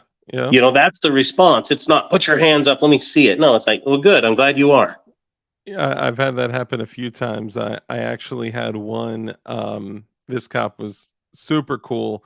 Gave me a warning. I had dead tags, dead reg. I was, speeding, and I got pulled over, roll my windows down, dome lights on, hands at 10 and 2, phalanges fully extended, and I, he had said license and registration, and I was like, yes, officer, I'll get that for you. And I want to let you know I have a permit to carry a concealed handgun. I have a handgun on me, blah, blah, blah. I told him, where it was and all that. And he was like, well, how about this? You keep yours in your pants. I'll keep mine in mine. And Yeah, I was, exactly. yes, absolutely. I've You had, don't pull yours out, I'll do the same. And yep, yep. And I've had cops, man. I've shared this one other time, and we don't need to go into the whole story, but I had I was pulled over by two cops, right? And you guys know I love telling stories, so I'll just kind of give the meat and potatoes on this. If you want me to do the whole thing, I'll do it, maybe another time. I was pulled over. I was I believe I was seen as some type of, whatever. They picked me out because of probably how I looked, how I was dressing at the time. I was fresh 21. I had a large bulge on the, 3 o'clock side of my waistband, and had a legal window tint. Anyway, I got pulled over, and one cop came to my driver's side, um, and one cop came to my passenger side. I didn't know there was one in the blind spot on my driver's side. Anyway, the guy on the passenger side was old, super chill, very relaxed, laid back. The guy to my in my blind spot of the driver's side was like definitely rookie, right? And I same thing. The way that I just described how I, pull over every time, that's what I do. I hit all four windows auto down, so all of them go down all the way. Dome lights on, hands at 10 and 2, and I tell, and some actually come up right away, and they're like, "Are you armed?" Because they see how I'm pulling over. I've Yeah. I've tried the thing where I stick my hands out the window like a felony stop, but that's not a good idea No, because don't do that. yeah, it doesn't go very well. Don't Um, stick anything out the window. yeah, nothing. So anyway, I told the guy that I was armed, that I had my permit to carry a concealed handgun. It's loaded, it's on the right side of my waistband, blah blah blah. And I heard that swoop of the Safariland holster. This dude drew down on me, had an HK USP pointed right at my head. He was yelling at me. He was like, "Don't move, don't move, don't touch anything, don't." And the other cop was like, "Take off your seatbelt, step out." And they're both telling me to do different shit, and I have never been more scared staring down the barrel of a gay 40 cal. But looking down the barrel of a 40 caliber HK, where one guy's telling me don't move, this guy's telling me take off my seatbelt, and it's literally my seatbelt is where I said my gun was. And it was the most terrifying thing. They, with zero probable cause, took me out of my car without permission or probable cause, searched my car, handcuffed me, put me on the fucking curb, and searched my entire vehicle. I mean, it was one of the worst experience. I mean, I've got some worse experiences out in DC, but in Virginia, that was one of my worst encounters. And I still give other police officers a chance, because guess what? They're people. They're all different. They're all individual. Yeah.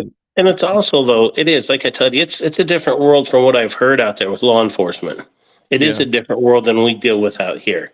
Yeah. Like I said, there's a lot of cops out here, and it's how when I was a cop, if you asked somebody if they had a gun and they said no, you were kind of like, well, why not? Yeah. Why aren't you carrying? Yeah. Shame on you. Next time I pull you over and ask you that, you better have the gun on you. Yeah. You better have a gun. Yeah. Because awesome. That's just the way it is, the way it should be anyway. But yeah. Now, who knows? What about you? What do you carry? I switch back and forth depending on what I'm wearing between my Glock 43 and one of my Canics. Oh, nice. Okay, so you're a Canic guy. Yeah, I kind of jumped over to Canics about 5 or 6 years ago. Yeah, in one of my stores, I had the kid I had working for me was all hot on these Canics, was telling me about it. And I'm like, yeah, but it sounds like something stupid. Well, a couple days later, I went out to a range event. They had some new a company, High Standard, who's not in business anymore, just done some new AK-47s. They wanted us to try them and review them, so we were playing with them. One of the guys out there had a Canic, and he let me run a few magazines through it. And I was like, okay, I'm sold. Hold on. Bought my first one the next day. You're telling me that that old company, High Standard, made some AKs? Yes, they did. What? High Standard, they were like the 22 cal range pistol company? Yeah. What? Yes, when they were bought and they ended up in Houston before they went out of business the last time, they came out with their own AK line. Whoa, I had no idea. So, well, I'm an idiot. I had a chance to get one of their AKs that had serial number 5. Whoa. And I didn't buy it. I should have. But yeah, I knew some AK, as I tease them, AK nerds out in Houston. So I got them, and we all went out. They gave us 2 AKs and like 700-800 rounds of ammo. Oh, hell yeah. So, and they actually didn't run bad. They ran really good. But Yeah. but Yeah, anyway, it's yeah, that's hard. how I got into Canics, and now I think I own 3 Canics. So it's interesting. I actually ran into a viewer that also lives in Virginia, and he let me. I see Canics all the time, and I've just never really been like super, interested in them. And then he was like, "Dude, Dark, try the trigger." And I was I'm like, telling you. Man, I was genuinely surprised when I pulled back on that trigger. I mean, it is like a single action when you bring it back to the wall. I mean, it's just like perfect little break. It's like a glass rod snapping. I was impressed. I don't own a Canic. I mean, I got like just here alone, there's like 20, you know, Well, yeah, semi-auto pistols right there, and I don't own a Canic. I think if not including 1911s, but to me personally, I'm sure people tell me I'm an idiot and they'll throw this gun and that gun, but what I think they have the best factory trigger out of the box of any gun on the market. I think Hey, Canic does. yeah, it felt great, super crisp, and I mean, I'd like to. I'm sure there's probably a lot of information on like torture tests and shit like that. I haven't really looked into it, but I don't know. I may be interested in Well, Canic. I put my first Canic, my TP9 SA, the first one I got. I've put, God, I don't know, thousands and thousands of rounds through it, and the only thing that it's ever done that kind of annoys me once in a while is the slide didn't lock back on an empty mag. Yeah, yeah. Sometimes that can be us with our meaty paws. Yeah, And and it does that once in a while, but if that's the worst, I can live with that. yeah, yeah. In an emergency situation, if you got to do a reload, if the worst thing is that click, you get a dead trigger and just do a quick little reload and rack the slide, you're back in business. Yeah. So no, I'm a firm believer in them, and I love them. They're great guns. So What that's about basically. But I typically, if I'm wearing shorts, I'll wear my Glock 43, gotcha? and it's not an X or anything. It's just an old school Glock 43. Are you rocking the standard 6+1 magazine? Yep, I have just the standard, and I carry an extra magazine, and that's it. Okay, I'm gonna find a way to get you hooked up with let me see, I think I got one here. Oh, here it is. Okay, so this is 43, right? See how it's Yeah, just like about a half of an inch on the grip. yeah. This is a Shield Arms 9-round magazine for the Oh, okay. 43. So it gives 10 shots, and they're ultra reliable. They have the little thing on the bottom so you can write, what magazine number it is. So is it got the same Glock base plate and everything? So it's a different base plate. It's what they do is they take I don't think I have one here, but so as with all Glock magazines, they have, the steel liner, and then they have the polymer on the outside.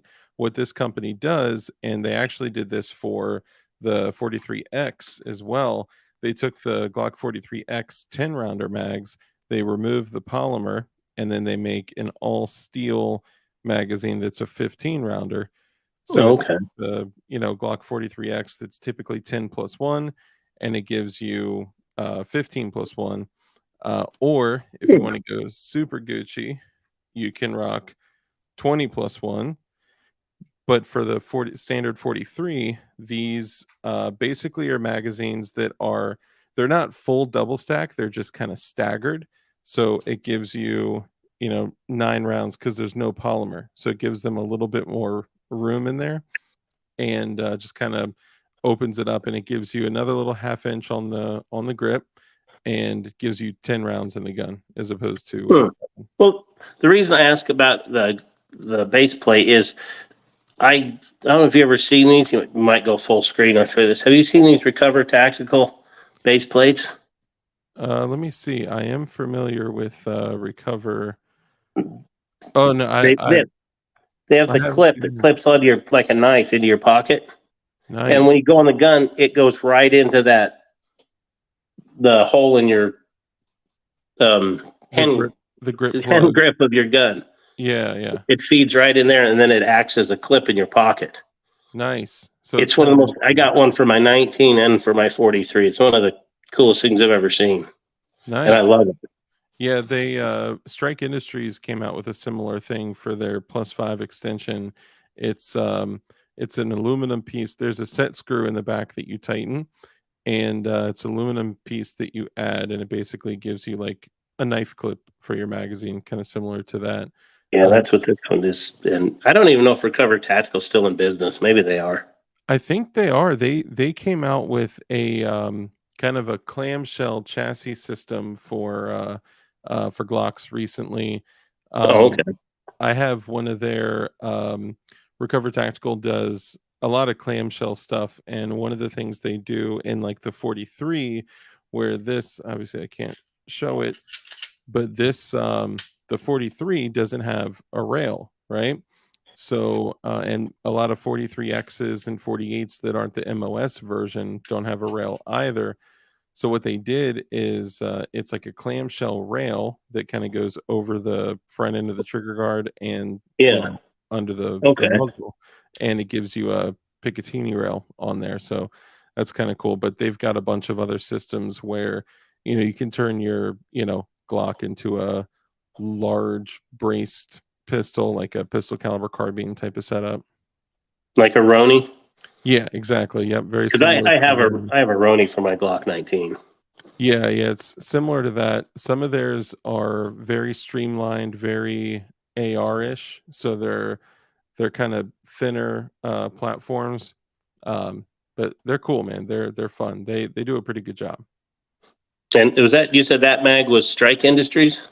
The mag is Shield Arms. Shield Arms. Okay, I'll have to look into them because I wouldn't mind having a little bit more ammo, Yeah, but then again, I'm always big to say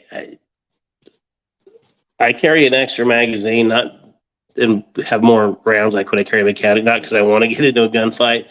yep, I want enough ammo just to get my ass out of there exactly. Yep, and get my family and get me out of there.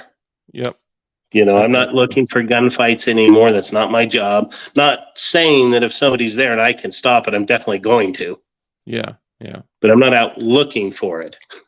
Did you by any chance see, and I totally agree with that as well. And I think we watched a video the other day on the live stream here, and it may have been staged. It you know, it could have been staged to kind of send a message out, but whether it was real or not, it was a kid that was breaking into a house, and the homeowner came out with a shotgun, and the kid drew a handgun and was pointing it at the homeowner, and the homeowner was out with a shotgun, and they were literally, you know, there was no one had the drop on anyone. It was them pointing guns at each other, right? A Now, true if this, standoff. yeah, a true 100% true standoff, and the whether if it was staged, I understand the message they were trying to get out. Like basically the guy was like, "Hey, like chill. What's wrong? What's wrong?" And the kid was like, "I just want to be on my way. Let me go." And the guy basically talked him down. They were able to lower, the guns from each other, and then they ended up, talking. And he was like trying to help him, and I feel like so often, whether it was staged or not, like so often, so many of us focus on the tool, we focus on the gun, we focus on shooting and training, and we don't really focus as much on, de-escalation, escape, and avoidance. And Well, yeah. the fact that this guy, even if it was staged, and it, with Instagram, with how thirsty people are for likes and views and shit, it likely was. But the message was important, that we need more compassion, we need more patience. And although it was kind of foolish because he put his life on the line if it wasn't staged, um but the ability to to make a sacrifice, to say, I'm going to try to, be patient to save a life, instead of like all of us kind of glorifying violence in the gun world. just so anxious and so eager to use their gun before Exactly. using. Yeah, No, it's they used to call that in the early 90s when I was a law enforcement academy, and I don't know now. I'm not involved in law enforcement anymore. I'm not involved, but it was called verbal judo. yeah, yep, Learning a skill of using your mouth. You can talk yourself into problems if you don't know how to talk, but you can also, if you're really good at, talk yourself out of some pretty sticky situations too. yep. Just by just having a good talk. It was called verbal judo back then. Yeah, yeah, I've heard that term before. What's his name? Uh, John Correa with active self protection. He uses that term a lot. Yeah, it was. I don't know what it is now, but I know in the '90s when I started in the early '90s, it was a big thing, verbal judo, because and it's true. You can get yourself into a bigger mess, and you can usually get yourself out of a mess more often than not. You're going to use your mouth more than you are a gun Yeah, for sure. to get out of something and de-escalate it. So no, it is true. That's one of the things I do agree with. I see all these people like bad mouthing the police, and they talk about de-escalation. There's probably some truth there. Law Mhm. enforcement probably does need to get better at de-escalating. Yeah, I think there's probably some little bit of truth in that, but other people don't also understand a lot of. If you look at a lot of these things that happen when they say that the cop abused somebody, did something, they happened after pursuits or after an armed encounter, yeah, yeah, and there's a reason for that. Being in a pursuit is a very high stressful thing. Your body's just going through the roof. You're about to explode because yeah, your body's just endorphins. Everything. You're just going nuts. Your adrenaline's going crazy. And it's yeah, tough to go from 100 miles an hour down to 5 miles an hour. yeah, yeah. I Not mean, just car speed, but I mean your mental speed and yeah, up it's, here. yeah, it's hard to do that. Yeah, So I've it's seen not that. an excuse, but it's how life is. Yeah, I mean, you know, I've seen some encounters where like, and not just with law enforcement, right? Just in general with armed people, whether they be police or civilians. I would probably be more apt to think, years back that there was a training deficit, but I honestly I see civilians a lot of times training more than law enforcement does. So it's kind of, you know, I would assume some people have some training, but there's no way to say it across the board who has what. But um, a lot of times you watch a video, you watch an encounter, you watch something, and you could just tell, like, man, that wasn't a clean shoot. Like they didn't need to. There's the paradigm of, can I shoot them? Should I shoot them? Must I shoot them? Right? Oh, And yeah.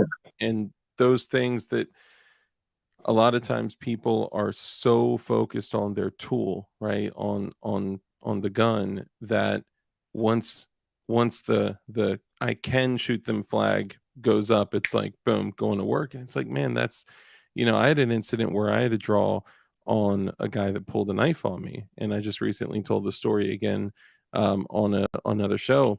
And I could have shot him several yards back. I mean, we're talking, this guy was, probably about 21 feet or so from me, and about 7 yards from me, and was advancing with a knife that I couldn't see at the time. It was tucked behind his forearm. Yeah. It was a large kitchen knife.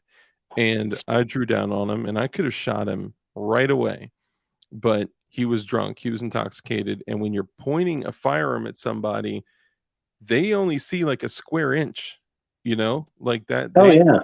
They don't, if they don't get the side profile right, you're like this, and they see this much of a firearm. It's actually easy to miss somebody pointing a gun at you. Oh yeah, very, very easy. And I didn't realize that until I was in that situation. And of course I could have shot him right away, but he was drunk, he was inebriated, I think, I'm convinced that he was trying to actually stab me, because I've been in situations where people have pulled a knife, and when they're trying to intimidate you, they have the knife out, they want you to see it, they're waving it Yeah. around, they're saying what they're going to do. But this dude had it tucked behind his arm like this, and was advancing pretty quickly. So I basically was screaming that I was going to shoot him in the face and I was going to kill him and stop, stop, stop. And finally, when he was, I don't know, he was halfway to me. He was probably, 10 feet away. I mean, I was back to the final. If I had pulled another hair, my gun would have gone off. And yes, it was a Glock 23 in 40 caliber, unfortunately. But I could say a 40 caliber saved my life, and everyone holds that against me because I'm a 9 mil guy. But man, afterwards, he dropped the knife. For people that hadn't heard the story, he dropped the knife. He finally realized, holy shit, this guy's pointing a gun at me. He dropped it. He was crying. He was pleading. He wasn't trying to talk initially, but all he was trying to do after that was talk. And I went to the shopping center next to the community, and then flagged down a cop because I'm sure a guy with a gun call went out because a bunch of people that were inside the party heard and all that. Hell yeah. So I went and flagged down a cop, and I literally walked up like this, and I was like, "Hey," told him what happened, and the first thing he said to me, he was like, "Well, did you shoot him?" And I was Yeah. like, "No, I didn't shoot him." He was like, "Why didn't you shoot him?" I was like, he dropped the knife. I didn't have to." He said, "I would have shot him." I was like, dude, But damn. see, that's also the other thing, though, Dark, you talked about. Is we see these things on TV, and this is what has always gotten under my skin a little bit. We watch a 10 or 20-second clip on TV Mm-hmm. of some shooting. Okay, maybe it looks bad, maybe it doesn't, but I've always tried never to make my mind up on what, if that was a good shoot, it was a bad shoot, because there's so much more that goes into that when you're actually the guy there holding the gun with somebody advancing on you or somebody with a gun. Everything that's going on, you don't get the totality of the circumstances watching it on a TV screen. For The sure. sights, the sounds, the smells, the little other people around that you don't know if they're with them, are they not? There's just so much. It's such a sensory overload that Yep. it's hard to put that all into play when you're watching it on your TV set. Well, an interesting thing, just like you're saying, I kind of had tunnel vision. Oh yeah. I missed a guy that he was with was appearing to be the responsible one. Like, I'm so sorry. He got thrown out of the party earlier. I'm so sorry. I'm going to take care of him. I'm going to get him home and all that.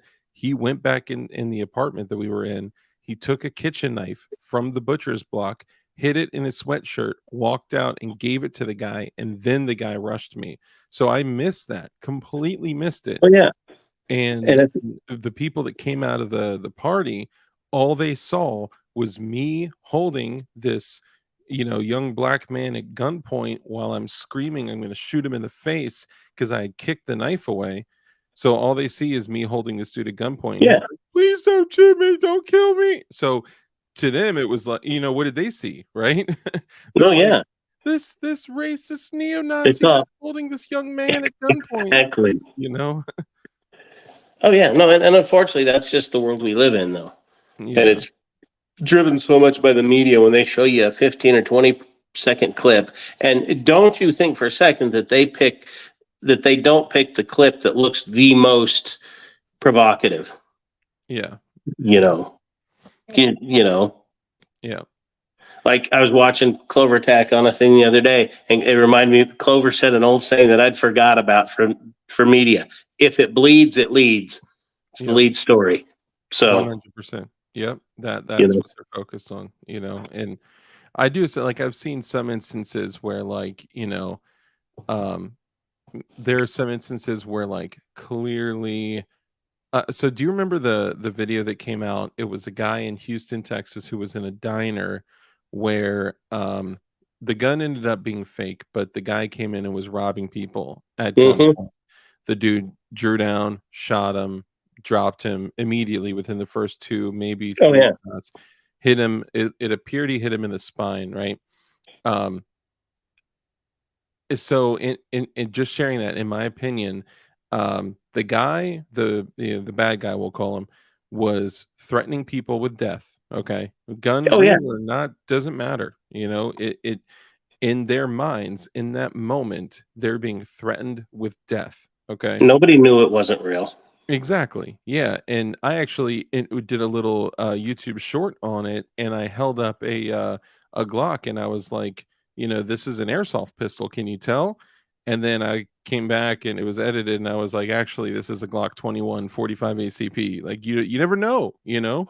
And especially nowadays, you can't tell. I mean, so many of these guns are just spot on, to what the actual model is. But anyway, he was real or not, he was threatening people with death, right? He was robbing them. He was committing felonies. You forfeit your right to live at that point. You know that there may be the possibility that you're going to get shot and killed by either somebody with a gun, right? A civilian with a gun, or a police officer with a gun. So when you engage in activity like that, you 100% you forfeit your right to live in that moment, right? I'm not saying that afterwards, when the smoke clears and they're gone, that they deserve to die afterwards, right? I'm just saying that you're going into a very dangerous situation where in that moment you forfeit your right to live when you threaten people with death. Now, the guy that shot him initially, when he drew down and he shot him, I think he had a Glock 27. He hit him and he dropped him. The first 2 or 3 shots dropped the guy. Watching the footage afterwards, again, it was in the moment, right? So I'm sure he probably just dumped the mag and whatnot. But it had appeared to me that shots 3 through 9 or 3 through 10 or whatever were punitive, and Oh yeah. he had Some of those continued looked shooting bad. him. Yeah, he even walked up over his, Yeah. body and shot him in the head, and then took his coffee mug. This was edited out of a lot of the videos. He took his coffee mug and smashed it on him. I mean, it appeared to be punitive. Now, was he cleared to use the gun? In my opinion, absolutely. But Oh yes. a lot of that appeared to be punishment instead of self-defense. You know what I mean? But you don't get when they're down. You can't go up and give the old coup de grace. Yeah. The final blow. You just can't do that. That's why that looks so bad. Yeah. And then he took off and he ran Yeah. Yeah. He didn't talk to law enforcement. for like a day or two. Yeah. Yeah. So Yeah. I never heard if he got charged or not. I never heard the final result of that. The last I heard was that law enforcement did end up talking to him. I knew they talked to him. But Yeah, and I don't believe he was charged unless something that would be hard to believe just because Kim Ogg, the DA down there, she hates guns and she hates concealed carriers, and almost everybody that she's tried to prosecute several guys that were citizens in lawful shootings. Wow. Yeah, she's horrible. That's Absolutely so horrible. If the defender had a 40, would have taken less shots. It was a 40. It was a Glock 27. The sexy blonde who dragged the protester out of the street is being charged as a felon. What? I don't think I'm familiar with that one. I saw the video, but I thought that was in another country. Yeah, there's been a lot of I think I saw the video. It was pretty cool. This blonde just grabs this other chick they're roadblocking my lane, and she grabs her by the hair and just yokes her right out of the street. Nice. Oh, it was cool. Hey, 3D Arms, good to see you. N1663R, good to see you guys. I personally support it, but legally it's not a good idea. Yeah, so that's kind of the capacity I'm speaking in, right? Like, surviving a self-defense encounter means surviving in just kind of the perspective I'm coming from here. It means surviving the actual physical encounter and then surviving the potential legislative Yes. results of the encounter too, is kind of what I mean. See, what you're saying also goes back to that old saying: just because you can do something doesn't mean you should. Yeah, 100%. Yeah, there's it's so difficult. Like, I've not been in a lot of, I'm not the. Go ahead. But I'm never going to fault somebody for shooting somebody in that situation because I'm not there. Yeah, I agree. I might look at it later and you look at it and we go, man, he could have probably talked that guy down. Yeah. It's a whole lot different when you're looking at that from the outside. Yeah, when you're in the situation, it's completely different. And it's like looking at that one particular instance, like that's kind of why when I looked at it, I was saying like those shots appear to be punitive, and then, Yeah. just kind of like from my perspective, and then when No, he they did to me too. When I saw that video, I'm like, for the start of it, I'm like, good for you. Then I was kind of like, ooh, yeah, ouch. I did the same thing. I was like, "Hell yeah. Yeah, Oh, you're like, oh oh, god. shit." Yeah, like, "Damn, you are an angry man." Exactly. It's You like, know? okay then. But it's A little savage for me, but I yeah. guess you took care of it. I also get it, man, the rage of, like, you're gonna come up in here and you're gonna rob all these women with children crying, hiding under the fucking table. Who the fuck do you think you are? Like, it's almost like, "Not today, evil," like, yeah, I don't know, I get it, but It's like the people should pull guns on them. And there should be. It's like the old movie. I don't know what movie was that. It's in New York, it's an old cop show. These two dumbasses decide to rob this bar, and they bust in the door with guns in a full bar. It's a cop bar. Like 40 cops turn around with pistols pointing at them. oh my It's like god. that's the way it should be, though. If you go into a place, it really should be. Yeah, yeah. Oh, and for everyone out there, N1663R, he actually taught his pet cat, how to poop in a toilet, and it actually tries to flush it. Now, when I asked him about his username, I was like, N1663R, that's a very interesting choice for a username. He said, yeah, the 90s on the internet were very different. And I agree. I agree with that. But check out his channel. If you click on his icon, guys, you can actually see video of his cat pooping in the toilet and trying to flush it. But we all know um, cats don't have opposable thumbs. So, This is true. That's yeah, the only thing that gives us as human the advantage. That's that's it. it. That's it. Not Nothing our else. intelligence. It's nothing other than that. Only Right these. there. That's Yep. it. Yep. Um, Yeah, but that's so weighing in that moment, right? In any type of self-defense scenario, and the best one is the one that you avoid, right? Like I could have, should have avoided that completely because I put myself in that situation. I did not practice, good of avoidance skills. Put myself in a bad situation with going to a party where I didn't know anyone but one guy who basically, like, you know, egged me on to go there because he didn't know anyone, and all of it could have been completely avoided, right? I'm grateful that I got the experience in that situation, but also, and that guy probably never pulled a knife on another stranger again after that Probably encounter. did. Look at Yeah. look at this one. Think back on every stupid thing you ever did in your life. It all could have been avoided. Yep. Yep. All Very of it true. could have been. Yep.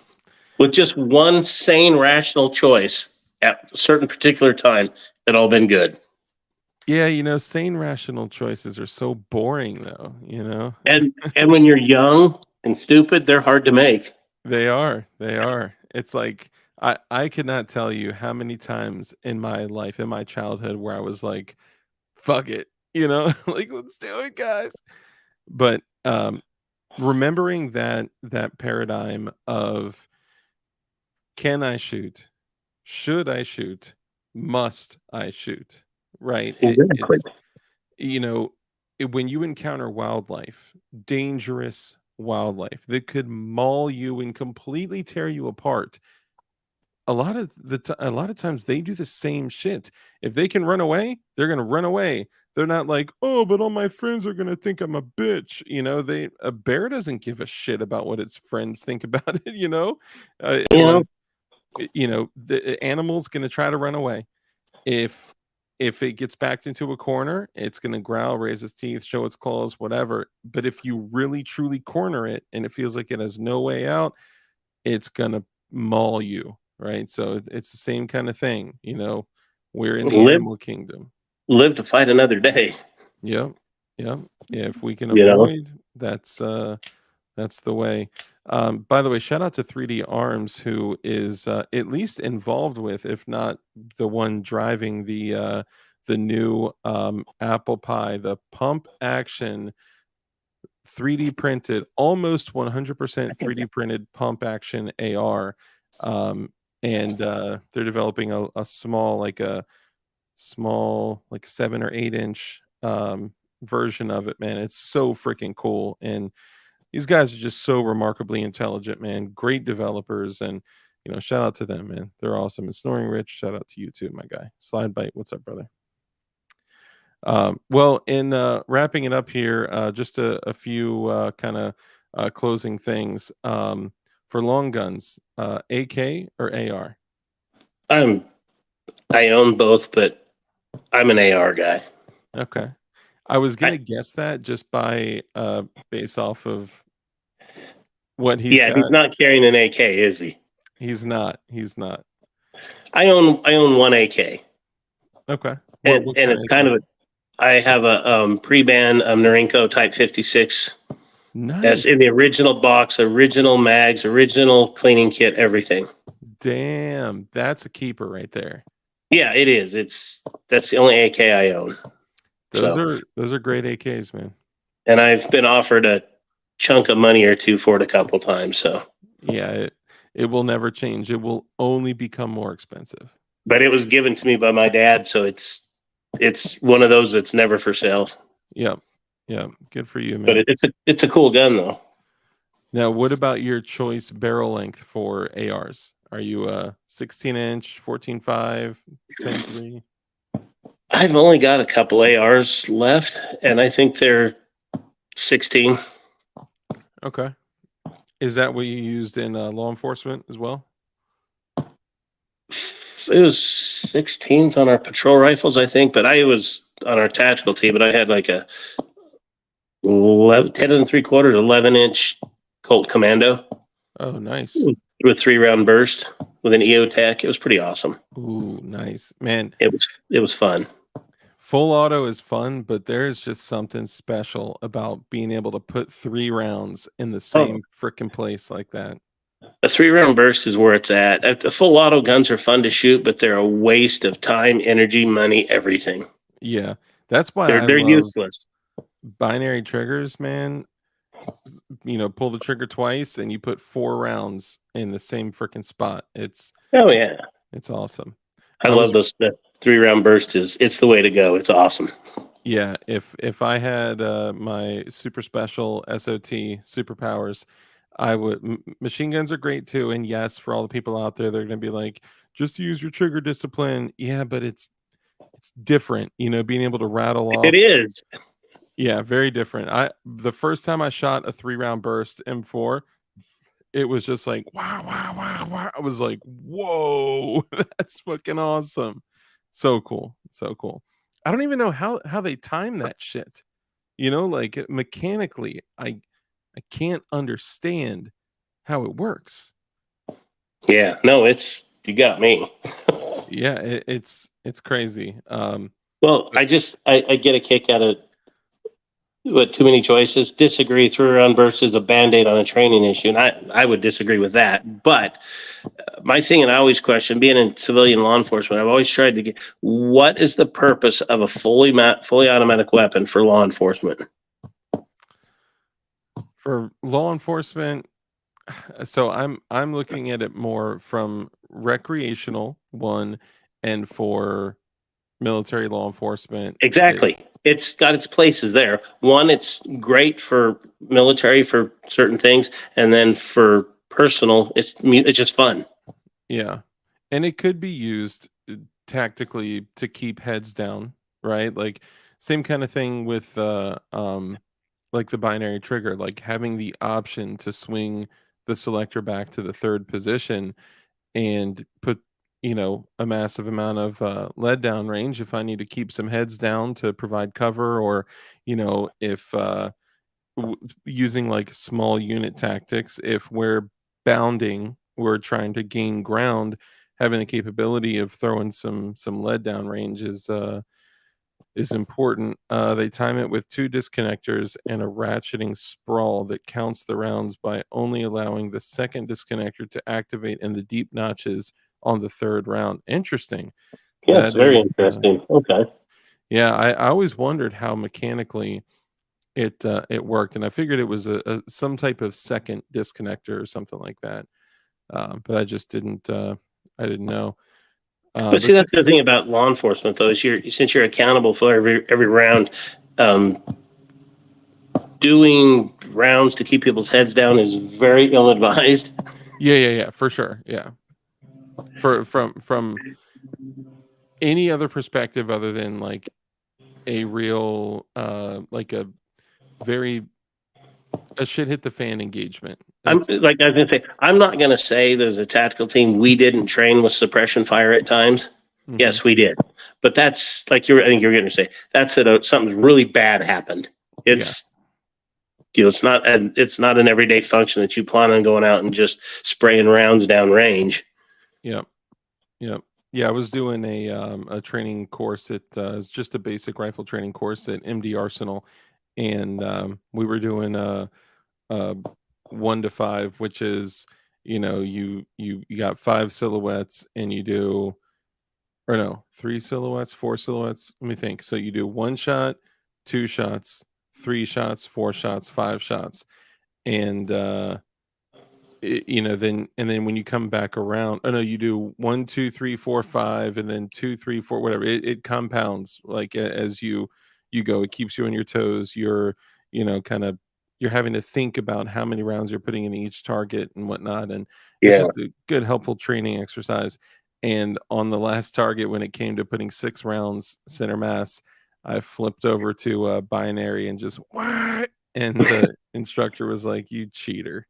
It's like, yeah, I know. well, it's when it's life and death. There's no such thing as cheating. That's true. That's true. Yeah. It, If you find yourself in a fair fight, it's bad tactics, right? yeah, exactly. If you're in a fair fight, you did something wrong. Yeah. Three Very round wrong. burst is very cool mechanically speaking, but H&K does it best. Whereas the stoner version will sometimes give you 1, 2, or 3 shots depending on where you are in the cycle of fire. I find that interesting because even with the binary trigger, um, so I for one of my targets, I had pulled the trigger twice and only fired 3 rounds.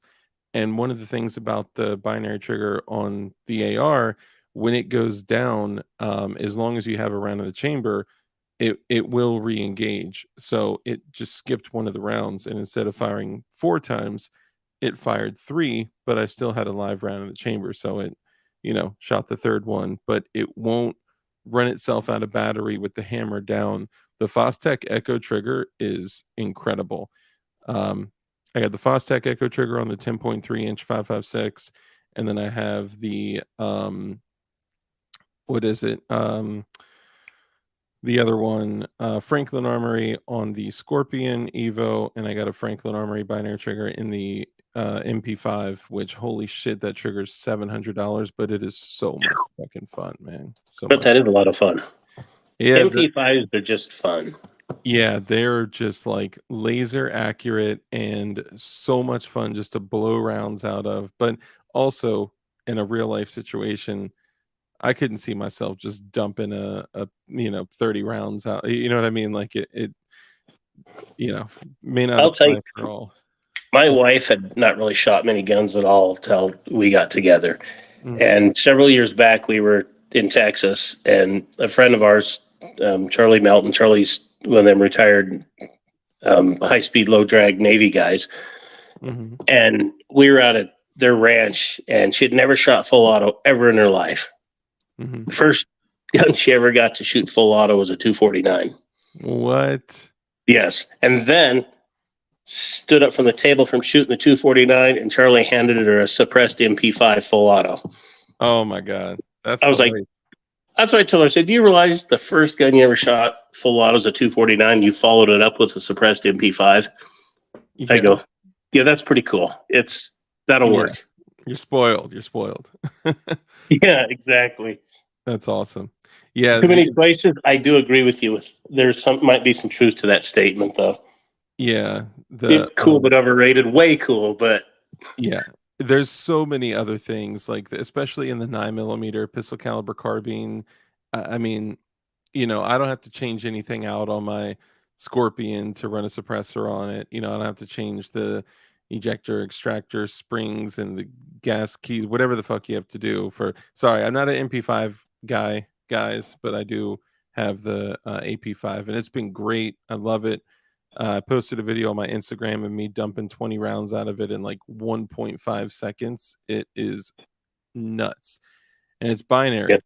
We had a machine gun there. We had a full auto MP5 there too, but this is just binary.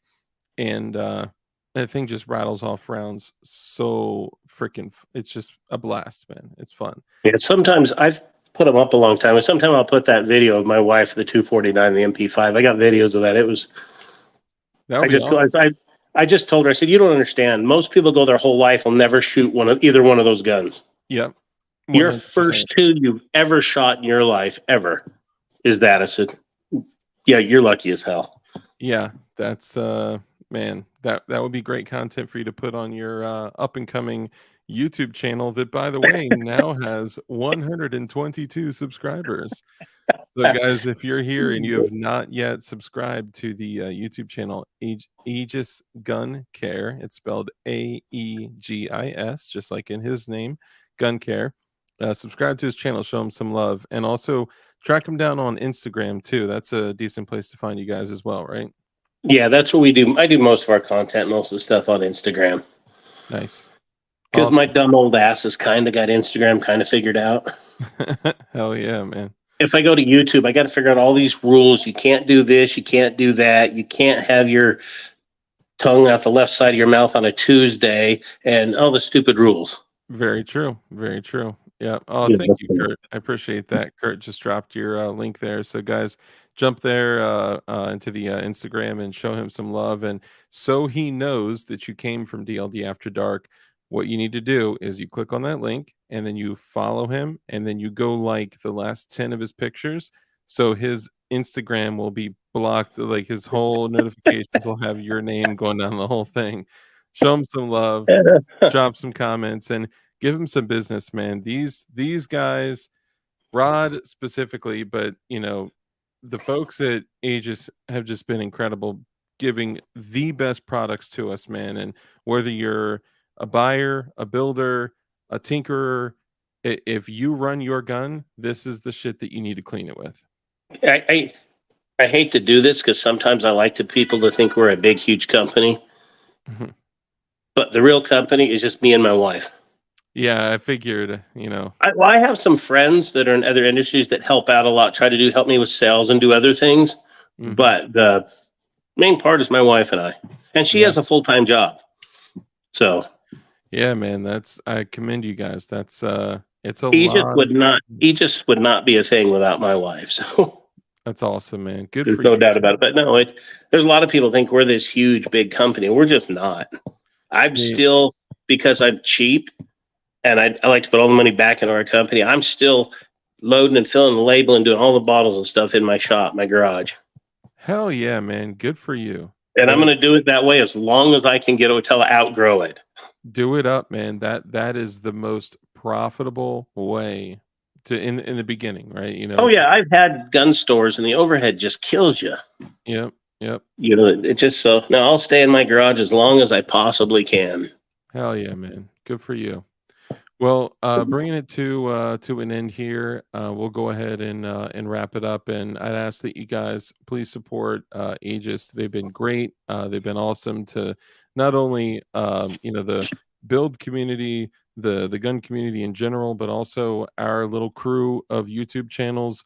You know, they sponsor Shooting Gallery, formerly Shooting Gallery New England, who's now Shooting Gallery Florida, and also just Shooting Gallery Official on Instagram, Joe. And if you guys use hashtag JoeJuice, then you'll get 10% off your order as well. So take advantage of that, because this is one order that when did you guys send me this? A year and a half ago, something like that? It's been over a year ago. Yeah, over a year ago. Well over a year ago. So yeah, probably a year and a half ago or so. And I'm just getting to the end of these of the kit, you know, the bottles. So it'll last you. It is absolutely 100% worth it. So before we wrap up, just kind of remind everyone who's still here, where they can find you and all that good stuff. Yeah, online at aegisguncare.com. It's pretty simple. And then Aegis Gun Care at Instagram.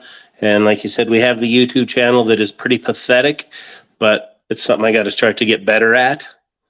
And I'm going to, because I always get these ideas, the neat content I want to do, then I talk myself out of it. What You would know, be so really cool, kind of like how you do, pictures and stuff when you guys go out to different shows, because you guys do a lot of like shows in person.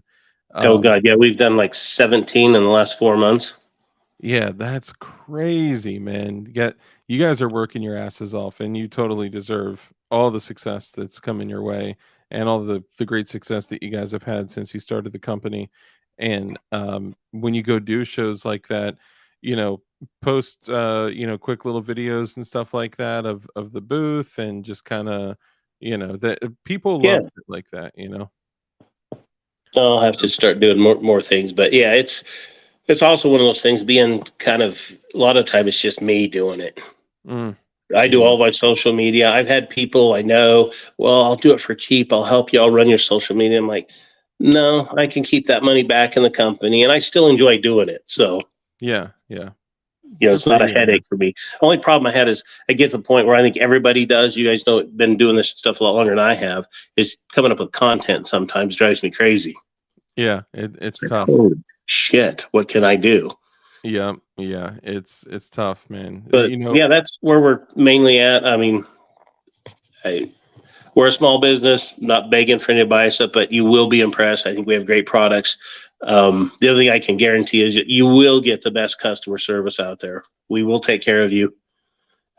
I give the number that gets out there, so my business cards and everything. That's my personal cell phone. That's I give awesome. that out. If somebody wants to call, they want to bitch, they want to complain, whatever. Yeah, I will ask though, if you ever have a problem with any of our products, don't do like the other dumbass I was talking about. Give me a call, send me an yeah, email. yeah, You know, there is probably a simple explanation for something, and we can yeah. fix it easily. And it's highly likely that he's just going to take care of you, with just after a conversation, instead of, putting some bitchy shit out on the internet and not getting anything for it. It's always better to build a relationship and have a conversation. That's the way. Well, that's real quick. That's one of a huge pet peeve of mine. You see these people, whether it's a restaurant or whatever it is, they go there and they have bad service or cold food or something. They immediately jump on their phone without even getting a hold of the owner or the manager and giving them a chance to rectify it. Yeah. If you ever have a bad experience in a store or restaurant or a business, at least give owners or management a chance to rectify it. Yep. If they blow you off or tell you tough shit, then albeit go for it. Yeah. Open season. But so especially in this world today, it's so easy to be a tough guy on your phone and run your mouth. Yep. So Yep. Very good point. Dark needs to bring up their products more often so we can get a coupon code hashtag PWEDC. We'll work on it. We'll work on it, guys. I'm sure Rob would be willing to do something for you guys. dude, I love the EDC pouch on yours. That first time when you did that months and months ago, I laughed. That's hilarious. Yeah, it's nothing like a patch, encouraging to put guns up your butthole. I Oh would man. probably love to put those on the website, but I think my wife would probably veto that one. She'd be wise to veto it. I actually, there's only like 8 more in existence now, and once those are gone, they'll never be made again. They're kind of like special edition. And if you guys out there, keep an eye out, because what you're going to see, so for every single one of my packages that I sell on DLD hardware, the my inspiration for DLD hardware was to flip a middle finger to the ATF, right? And because of that, I made a sticker, and it says F the ATF, and then it says DLD hardware, DLD After Dark on YouTube, and all that. And I used to, before I had the sticker, I used to actually handwrite F the ATF on every single package, on all the packing slips, with a Sharpie. Well, a guy took my handwriting of F the ATF, took that, put DLD hardware, and then a little YouTube symbol in DLD After Dark on YouTube, and made a PVC patch out of it. So I'm going to be very shortly here, I'm going to be having patches that are in my handwriting that say F the ATF on it. So I'm super pumped about that. And they're blue, they're beautiful. I can't wait for it. Well, I was going to tell you this earlier, real quick. The bootlicker thing. Me and the guys that Havoc holsters here in Nampa by us, we're talking about it. I think I'm going to make up some kind of patch. We were joking about it. It's going to have like a boot that's going to have our logo on it. And it's going to say boot hashtag bootlicker approved, Nice. something like that, and just make a PVC patch. That's a good play. That's definitely the way to do it. More Beta Prince, I actually shouted you out the other day because I was talking about this little guy that you put in a lot of hard work 3D printing and making for me, and it finally hit me. I have built so many P80 frames using this because I cut off the tabs and the channel and all that shit using this. I even use it afterwards to clean the flashing and all that. So you've contributed to my Glock building addiction through this. So thank you for that. There you go. But in the end, guys, we're going to go ahead and wrap it up. I appreciate all you guys for hanging out. Thank you, Rod, for coming and hanging out for freaking 2.5 hours, man. You're awesome. Hey, and thanks a lot, because those of you that bought stuff, we had several sales come through. Thank you, guys. We appreciate it. Thanks a lot. Awesome. Thank you guys so much for supporting Rod, and continue to support Rod and Aegis, and let's help them grow. You know, whether it's just growing subscribers on their YouTube channel or their Instagram, and just every now and then when you need something, even if it's like the $11, dude, to get the small kind of travel size ones of these for $11, dude, I'd get those all day, man. Hell of a deal.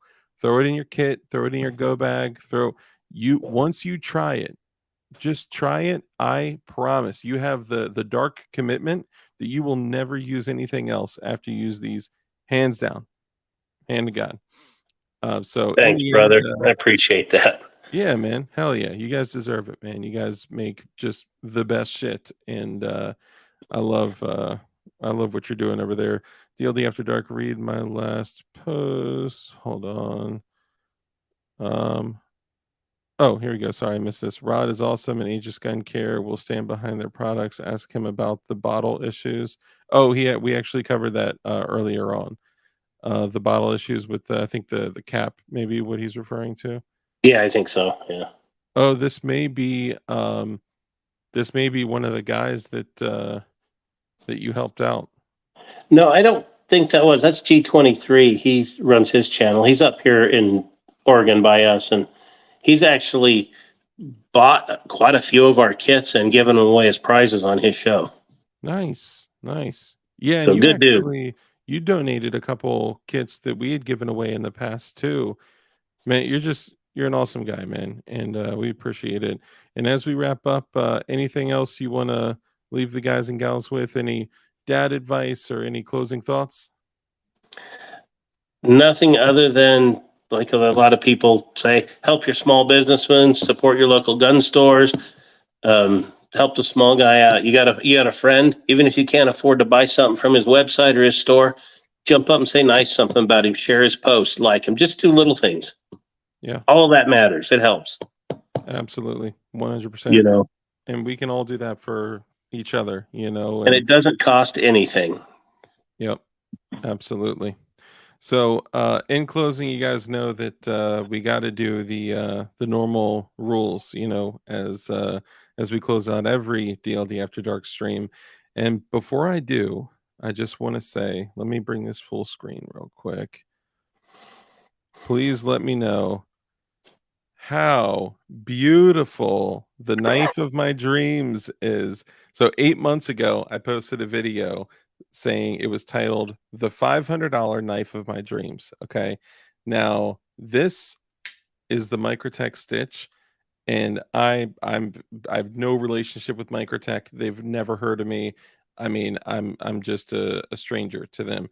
But man, this thing is so beautiful. Like the arrowhead shaped blade, you can hold it back here, you can choke up on it, get a really good grip. The fully serrated blade is just such a freaking beast, man. And this action is just like, ooh, man, it's a monster. So I just had to show that off one more time. And rocking the cost of a OEM Glock on your pocket clip on your knife is a He little now has crazy. baloney scared everywhere. Yes, the baloney butcher or the baloney buster. There you go. Butcher sounds better. It actually, that is kind of cool. The baloney butcher. That may Yep, be it. the baloney butcher. All right, guys. So make sure you support Rod and Aegis Gun Care. Show them some love on Instagram and YouTube. And if you can, when you can, purchase their products. I promise you will never use anything else. And until you try it, you will not understand how important it is to use their products. They're incredible. So and again, they don't pay me anything. I'm not saying this to get anything. I'm saying it because I want you guys to have superior firearms with superior protection, and that includes the sword and shield of Aegis Gun Care. So wrapping up here, guys, remember the rules, right? It's so important that we make your own standards, make your own rules for how you choose to live and who you choose to be. And my rules are: rule number one is to be kind. It's so important that we're kind in everything that we do. That brief little interaction that you have with somebody else could have a massive impact on their life. So make sure that you're kind. Don't be a dirtbag, really. Rule number two is to live a life of care, compassion, contribution, give to others. When you bless others, you become blessed. A hand that's open to give is open to receive. That's just the way the world works. And then rule number three, because we know the only way for us to defeat evil is with good men skilled in violence. Make sure that you're becoming as highly skilled in violence as you possibly can be, while, of course, exercising discipline and only using it when you absolutely need to. And be safe, be dangerous, and keep that thing on you. Not this thing, but this thing. Carry a gun. All right. Anyway, Keep something on you. yes, keep a tool of self-preservation. Thank you guys again. Thank you, Rod. You guys are awesome. And support Aegis, guys. Show them some love. And we'll catch you next time. I got a very special guest coming on Thursday as well. So I'll see you guys soon. Later. Rod, stick around Thanks. for a second. Yeah.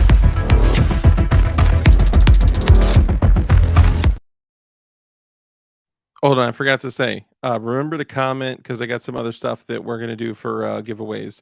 And I'll see you guys on Thursday. Thanks. Bye.